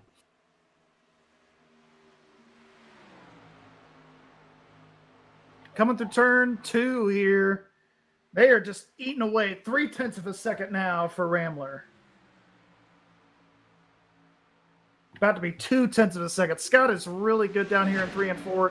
He can really get that car to rotate and pivot, especially on these older tires. Yeah, but I would be about 1/10 of a second. Not even that now as they exit turn number 4. I'm going to be back here with the 22 of Todd Cray because that if I had. Here comes Scott to the outside. He's going to try that move. He's there. If I had a second pick, though, Gary, I'm still sticking with Todd. It's not a bad shout. Not a bad shout. Here comes Scott. Look at how he's able to sit on this high side. He's going to be able to take the lead here. Wow, he almost can you got pass on the outside? Yes, you can. Made it work there. He almost got up into the fence. He was so wide, but he made it work. Look at this 2-car of Austin Hill. I almost keep saying Brandon Freeze, but yeah, we're used to Brad 3-1%. Oh, Todd Cray, Austin Hill, Travis McDaniel. They went 3 wide there. They're still 2 wide up here with Todd Cray and Austin Hill. And this is all Scott wants to see right here. He wants to see these guys get side by side, race it out a little bit. Well, yeah, he can get some separation. Get some separation here. They're coming up on Garrett Heath once again, the slower car there of the 23. Yeah, but this time he's on the lead lap, so he's not a lap down. No, but he will go a lap down. Well, if they can catch him. If they can catch him here. 10 laps to go. Coming to 9 laps to go now as they get up to the start-finish line here. Rounding turn 4 again. It's not going to come down to fuel.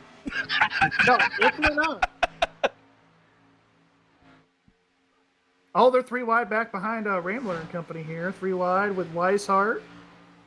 Yeah, Daniel. Dennis giving me a hard time out there in chat. Yes, you can pass on the outside of the Auto Club, Medlock. Maybe on fresher tires, but I don't think you can do it on old tires. Well, and I know for tomorrow he's going to want you to save your voice. So let's try not to get too ready. Yeah. We'll get to more on that tomorrow night.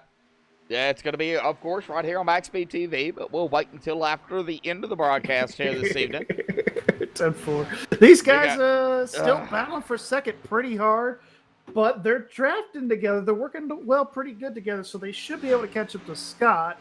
It's going to be a matter of, yes, they can get there, but can they pass him? Because that dirty air will start to play effect, as it looks like Garrett Heath is staying out of the way for our leaders. Good call there by Garrett. Yeah, definitely a good call for sure. Now Garrett Heath 2 laps down. Tyler Hallman now is still only 1 lap down, so Garrett is actually 2 laps down. I had him at 1, but he's 2 now. So yeah, he's going to be 2 laps down here. Scott Rambler, of course, still the leader. Gonna be interesting. Todd Cray there in second. Man, he's got Austin Hill though all over his tail end. And they got Garrett Heath right behind them. Yeah, but Garrett Heath, he's taken to the high side. Garrett Heath. Let's see where Garrett is setting here when he last pitted. He pitted. He's on fresh tires. He's good. He's on fresh tires. Yes. He's also a teammate there to Scott, so he's going to be patient with Scott here. Maybe even get behind him, try to push him a little bit. Yes, he did get behind him, but he's faster. They're scrambling here for the second spot with the lap cards, messing them up. Well, here we go. We've got Top Gray now because of what trans. Oh, that was close. Here comes Garrett Heath to the high side. He's just got to power on by. Yeah, you have to. You're faster right now.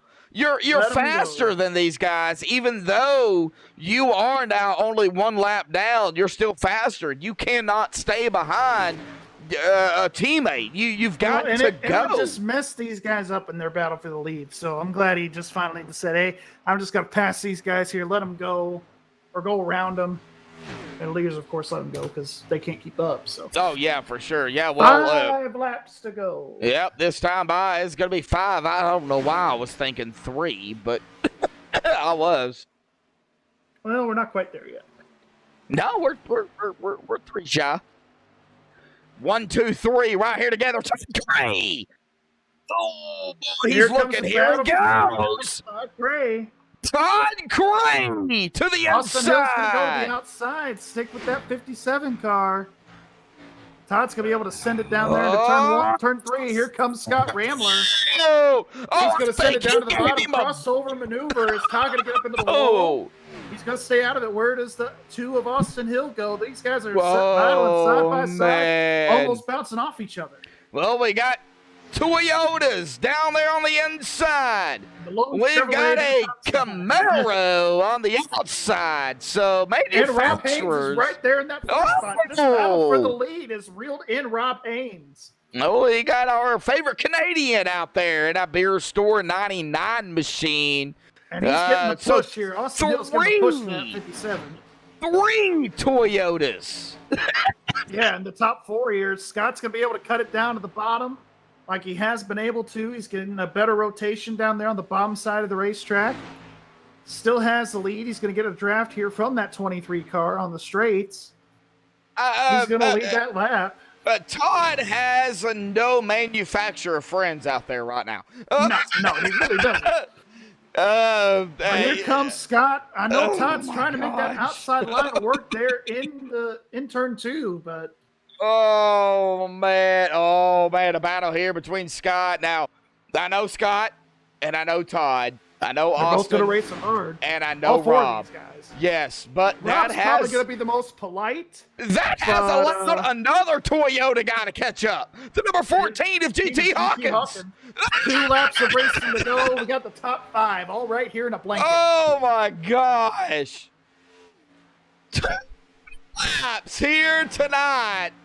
And we're still side by side, and we're talking about here we go. Stood to the inside. Oh man, tried to get down there. He's not going to be able to do it that time. But he wasn't going to be able to make it stick right there. You're right. Is there single file now down the back? Will Austin try to throw it into turn number 3? He wouldn't be able to get there. No, he can't. Here comes Todd Crow. Here comes Todd, though. No, he's not going to be able to Not do quite it. able to get down there. Coming Now, down to as the 4, tires wear folks. out, as the white flag comes out, you White can flag use that in the apron air. there in 3 and 4. You can get some grip down there. So it'll be interesting to see if anybody tries to go down there here on this white flag lap. Yep, white flag in the air. And this is exactly what here Rambler wants tonight. to see. The 2 and the 22 battling it out here for second. But Austin tried to get down there and 1 and 2 again. Wasn't able to get it done. That's just Here going we to open the door go. for Todd. the Oh, Wrecking. good save, but that Almost opened it up. wrecked Here it. comes Good the 99 save by up Rob. everybody. Here comes Oh, Robert. no. Oh, they're wrecking. Get back here. That just left the door open there for Scott What a save by Rambler. Rob Haynes. He's able to keep it going, but it's going to cost him a top 5. And Scott's going to win this race. Rambler to 57. Scott Rambler is going to hold it off here and win it here tonight. Todd going to grab that second place here this evening, it looks like. And GT gets third. in third. Wow. What a finish here tonight, Gary. Man, Auto What a Club. race. What a race. Man.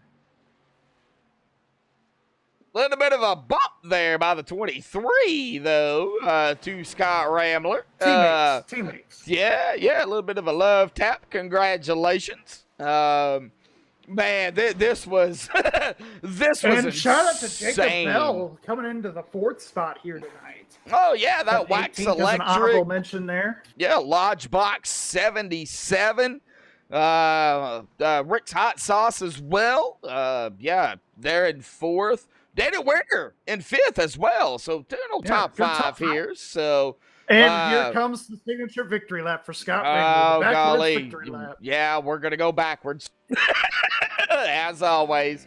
Alrighty, folks, we're gonna step away here. We're gonna go ahead and stay live, but we're gonna go ahead and step away, get the top 3 up here for the MaxSpeedTV post-race show, and of course to watch Scott, as he always does when he wins, do a backwards of victory lap. So stay tuned, folks. We'll be right back.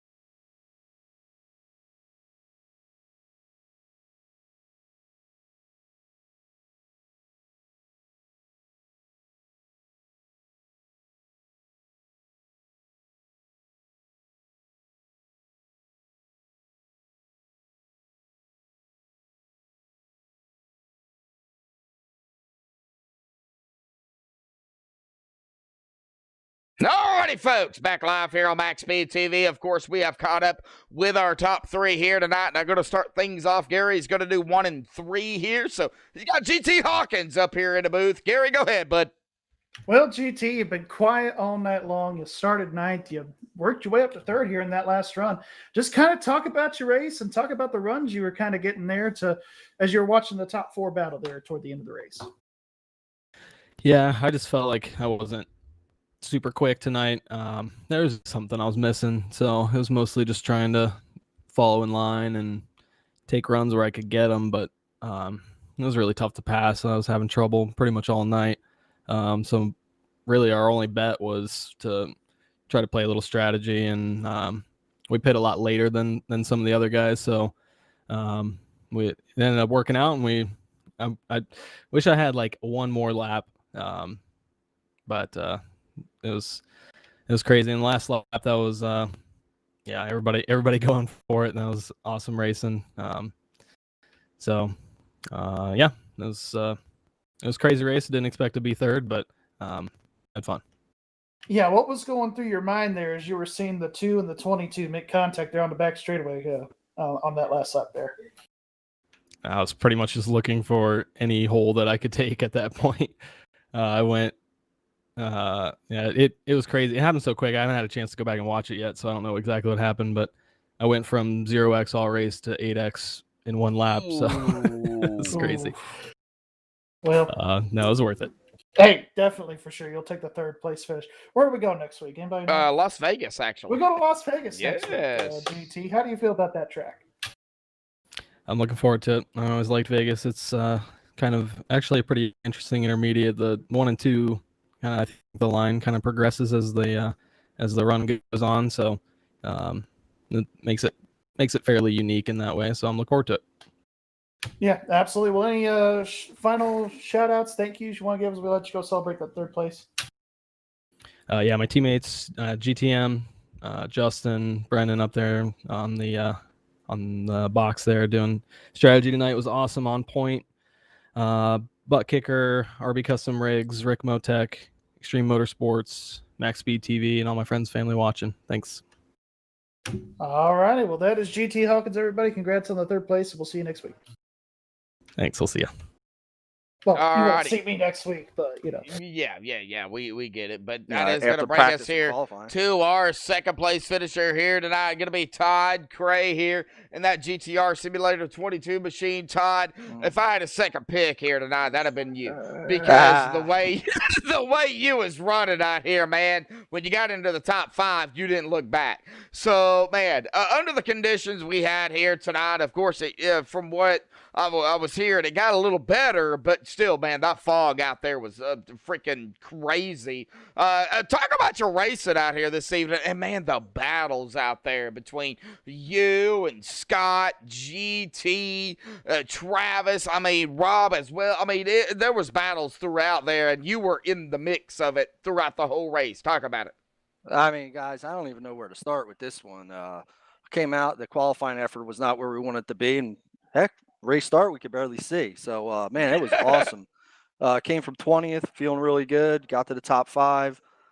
Make our pit stop, and caution comes out back to 10th, and just trying to save tire and just keep up at the same time. It's really a hard balance here, but we finally hit the pit stop right. I was hungry tonight, guys. I'll be honest with you. Last night, we kind of made big mistake last night while leading, and I was hungry. So I was up for any battle, any challenge, anybody that came our way. And actually, at the end, we were almost where we needed to be. But like you said, I mean, every time you turn around, I mean, somebody was there. You figure you had it clear, and I got him, but next another guy's got to run. And Yep. I knew the 25 took tires early, and he was out there, so we're all chasing him. I mean, it was just everywhere you looked, everywhere you ran tonight, you just felt the heat. It's just one of those races you love to run. Well, we had 2 cautions here tonight, but even under the conditions, it could have been worse. That fog. So, real quick before we get to the next race before Thanksgiving break, because we still got one more race to go. Really talk about those conditions, because like you said, it started out you couldn't see nothing. Did it clear up down there? Yeah. By the end, but I mean the first half of the race, I mean in the pack, basically just had your fingers crossed. Watch the guy in front of you and just try to ease out a little early, but then you got guys behind you, and then you can't see everybody up front because of the fog. And just guys were bouncing around. I mean, but what great driving tonight. I mean, it was just like I said, every turn, everywhere was just good, solid driving, great racing. That's what I love to do. I hate getting burned on some pit stop thing. And yeah, I had a little situation, not situation, but there's teams out there too I was working against at the end there. But you know what? It was tight racing. Those guys raced fair and square. And, other than hoisting the trophy tonight, I'll actually take the second. Oh yeah, for sure. Great Well, job by Ramler and everybody we were racing against. oh, yeah, for sure. Well, that brings us, of course, to next week before Thanksgiving, because we still got Las Vegas to go through before we get to the off week, the first off week of 2020 here. We got several, but, we got Las Vegas, Sin City. What happens in Vegas, they say stays in Vegas, but talk about Vegas, and do you think it's going to stay in Vegas when we come back after Vegas, after the week off to Darlington? So talk about Vegas first. Well, Vegas, I like your analogy there. I mean, is it going to stay there? I don't know. Guys that are running the chase, running for points, you want to race smart there because, like you said, if you do the wrong thing to the wrong guy, it could come back to hurt you the next week. But again, I'm hungry. I'm hungry. I just had some, this year's been some bad luck and some errors on my end, and I got the confidence back to run with the guys and make the adjustments. Dealing with my team, ECM and Darren and all the guys there, calming me down at times. And but yeah, I'm looking forward to Vegas, and I'll roll the dice. Well, I don't know what's up here, man. These admins here for the Cup Series, man, they're all over the points here, so they've already been updated. So you're going to go up 7 spots, and you're going to crack the top 10, man. You said you're hungry. You're in 10th here in the point standings here this evening. I mean, Glad to hear that. After tonight, but like I said, we got Las Vegas next week too. So I mean, just looking at it there, I seen it, and I just wanted to go ahead and say it. We still got some racing to go though in the regular season. Of course, any final thoughts, shout outs, thanks you want to give before you go celebrate? Well, the good points night, as we already see here this season. Yeah. I needed that, guys. I needed it. I wasn't really playing points too much, but it's getting down to the end, and good finishes, putting ourselves where we need to be. And for the Rick Motec Cup Series, and I'd like to thank them for putting the show on an Extreme, our sponsor, GTR, and Darren and the guys at ECM and Pets in Paradise, and I guess that's about it. I guess MaxSpeedTV, best in the business. Love when you guys call it a race. Exciting as all. My cousin Jess again, my good luck charm. She's been looking at me. She wants to know what's going on, and so we're back in the saddle. My buddy Joe from Myrtle Beach is always checking in, wants to know what's going on, and everybody watching. Appreciate the great race tonight. Yeah, it was an awesome race for sure. Well, go celebrate second here tonight, buddy, and we will see you next week at Vegas, bud. Yeah, boy. Thanks, guys. Yep. All right. Well, that is going to bring us to our winner, Mr. Big Sexy, as I call him, but I'm not going to interview him here tonight. Gary Wells has caught up with our backwards driver for Victory Lane. Gary, go ahead, bud. I might as well start calling him Mater because of the backwards driving there. But Scott, man, started on the pole, but it wasn't easy. Talk about your race here tonight. You're kind of all over the top 5, gotten down to about 6th, 7th a few times there. But talk about your race overall. It was definitely not an easy win for sure. No, absolutely not. This was an absolute toss-up between everybody in the top 5. At any point, any one of us, I'd say, would have been in contention to win with us even further on. Because, I mean, every time I would get up to the lead, I'd get hounded. The 25 speed was absolutely incredible. Even Weishart, after getting that little bit of damage from getting in the wall in turn 4, he was able to stick with us. Hill was up there. Cray was up there. Rominger was up there. I was like, God, what am I gonna do with all these guys? They're all crammed into a little space, and eventually I just settled like, you know what? I'm gonna let these guys fight it out in front of me. I'm gonna save my tires. I'm gonna try and watch for what they do when they go to fight, and I'm gonna use it to pick them apart later. And eventually it came down to doing that final pit stop. Said go a couple extra laps further to have that fresher rubber, and I'm just gonna absolutely send it the entire way through. And Cray and I ended up pitting right there together, and jumped him on pit entry. Got out a bit quicker, and we were side by side on pit exit. I don't know if you guys were watching yeah, that. no, That- we saw oh, that. we Yeah, caught we it. got it. that Yeah, we got it. got sketchy. That got super sketchy. I was wondering if y'all were going to wreck down there, to be honest. I Oh. thought it was over. I can tell you this: I was not lifting. I know. Somebody- I said that on broadcast. I said, this guy, I know he does not lift. I thought somebody was going to send somebody, but it didn't happen. So, yeah, go ahead. But yeah, coming out of the pits, I just absolutely put my foot to the floor, cut through everybody, got up past Austin Hill and past the Northern Capital guys, and I look up in the mirror and I can see Todd sitting back there. I'm like, oh God, I've been making holes for him the entire time. Yep, He yep. hasn't had to put hardly any effort into these passes like I have. You made a hole for him and Austin Hill as well. Of course, they made contact there on the last lap. But just kind of talk about that last run. Of course, you're making those holes through it, and you had 6-lap fresher tires there than Travis. It obviously looked like to us up here in the booth that he was really pushing it there to get back on the lead lap as you guys stayed out. What was kind of your mindset? What were you thinking when he started the cycle of amongst you guys for the last set of stops there?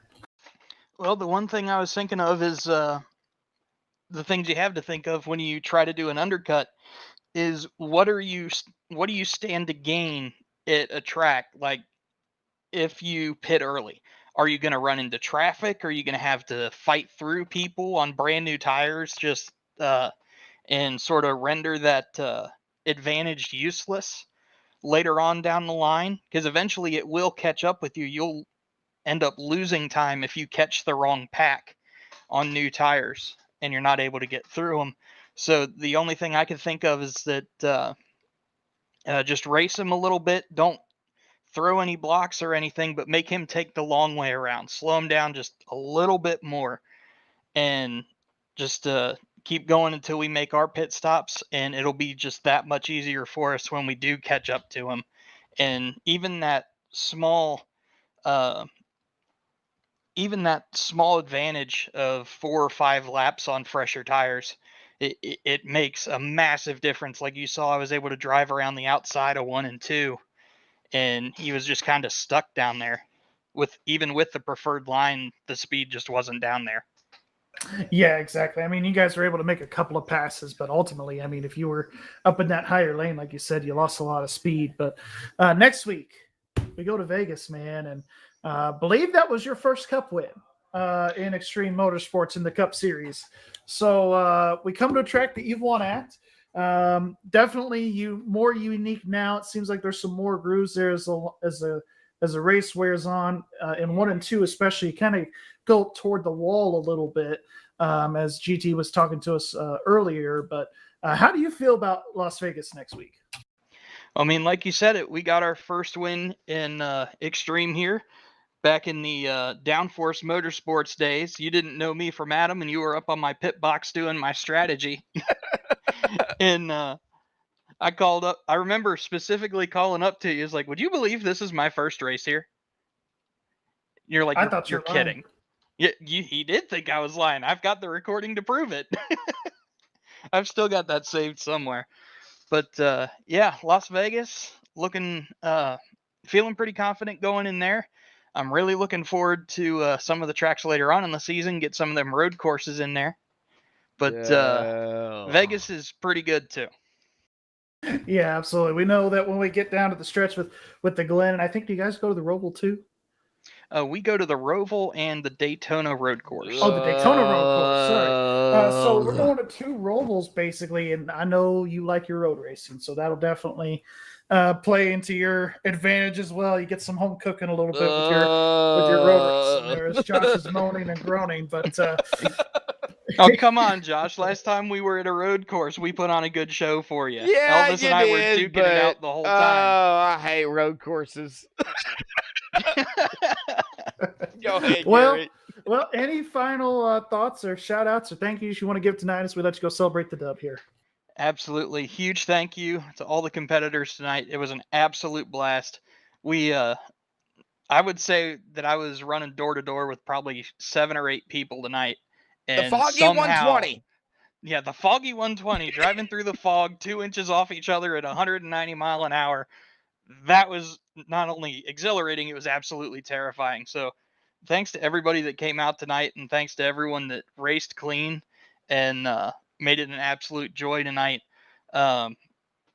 Big thanks to Ed and those guys up in the booth. Everybody puts everything on at Extreme Motorsports. Thanks to our team sponsor, Butt Kicker. If you go to their online portal and put in the code GTM20, you'll get 20% off any merchandise in the store. And thank you guys at MaxSpeedTV for broadcasting and everybody who came out to watch tonight. Absolutely, bud. Well, congrats again on your win. We'll let you go here, celebrate, and just a wonderful, wonderful time. We'll see you next week. Go celebrate, Alrighty, Big guys. Sexy. Will do.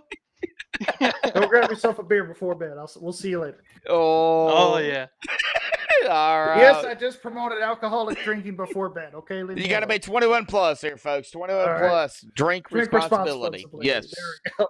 Yes, drink responsibly. But man, Gary, I gotta say, Auto Club here tonight, man. It Auto Club, Michigan, Dega, and Daytona. Those 4 tracks, even though Auto Club and Very Michigan are not super speedways, I mean, they act like super speedways. you know. Yeah. And with Michigan coming down the stretch there, it's we're basically going to see similar to what we saw tonight. Maybe a little bit more pack racing with the track being higher banked and a little more speed. But 4 different tracks here these last 4 weeks. It's going to be a barn burner coming down. To the end. Oh yeah, for sure. Well, going ahead and looking at the penalty chart here. Not seeing anything else that's going on. We have the 2 cautions here, Gary. So kind of matched what was going on. Yep. So Even with the fog. Yeah, even with the fog. that was insane. But I'm going to flip it here tonight, and I'm going to let Gary go down the MaxSpeedTV unofficial results here tonight. Gary, start us off, bud. All right. Well, of course, we just talked to him. Our winners, Scott List Rambler there in first. Second place tonight was Todd Cray. Third place, GT Hawkins. An incredible run those last couple laps up to third. Same thing with Jacob Bell in fourth. Fifth place, Danny Ware. Sixth place is going to be Garrett Grant there, as I like to call him, Jeff Gordon with the paint scheme there. Seventh place is going to be Mike Rominger there in the number 9 car there. Eighth place is going to be Travis McDaniel. Rob Haynes coming back to a top 10. Even though there was some contact, he was probably going to get a podium, but ended up coming back to 9th place. And then rounding out the top 10 is going to be David Weishart. All right, starting out in 11th here, going to finish in 11th. Going to be Austin Hill, of course, one of the drivers up toward the front, and just the contact there is kind of sent him back. He will finish in 11th. John Sterling in 12th. Nicholas R. Vroom Vroom here. Vroom Vroom Vroom there in 13th. KC Duncan. What a finish here by KC, though. Top 15 for him in 14th here. Michael Thwaite, same as in 15th. Nick Hunt, good run here by Nick Hunt there. He's going to grab a top 20 in 16th.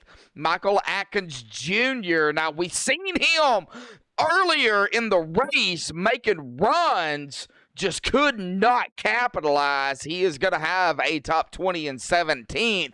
Paul Irvin in 18th. Kristen DeBoer 19th. And Brett Cool going to round out the top 20. Gary? Yeah, 21st, last car on the lead lap, it's going to be Gary May. 22nd, another disappointing run for Tyler Hallman tonight there. 22nd, 23rd is going to be Garrett Heath. 24th is going to be Darren Clement. 25th is going to be Dalton Cowden. 26th, David Elliott. 27th, Darren Bruce. 28th, Jacob Lee. 29th, Richie Evans. And rounding out the field tonight is going to be Chris Seidenfeld. All righty, folks. Well, of course, congratulations goes to not only our pole sitter, but our winner here tonight, Scott, Scotless Rambler here this evening. Gotta say it. Sorry, Gary. You started it. Sexy. yeah, Mr. Big Sexy here tonight in that 57. Somehow managing the win. But, Gary, of course, we got more action here on MaxSpeedTV tomorrow night. We got the NASCAR Cup Series here, and they're going to be at another track, and it's a mile and a half. It's Texas, and that track in the Cup cars, there's going to be a lot of draft as well. Yeah, absolutely. Texas is going to be a fun one. Very unique in style there between turns 1 and 2 and 3 and 4. Different banks.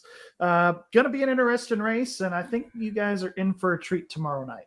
Oh, yeah, for sure. Well, that's going to do it here for the Rickmotech Cup Series at Extreme Motorsports and 99.com. Of course, a big shout out to our admins, as always, here this evening. Looks like Ed Morris, Bryce Sidisak, Patrick Moore. Looks like Ed and Patrick were the two up there in the booth. Of course, all of our fans out there as well. Rick Motech, Frank Rico, and the team. And, of course, our broadcasters and co-commentators here for Extreme. Gary joining us up here. Gary, of course, we'll see you tomorrow night.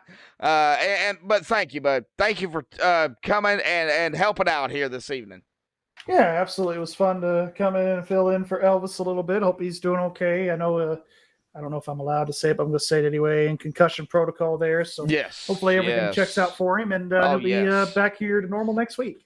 Oh, yeah. We want to make sure Elvis is okay. He does race in real life, so it is a protocol. He did have to go see a doctor, and it was about 10 hours away. So, Elvis, we hope to see you back next week, buddy. If not, then we want you to get better first. So, that's the main thing. But that's going to do it here for us at MaxSpeedTV. Until next time, folks, tomorrow night, stay safe and have a good night.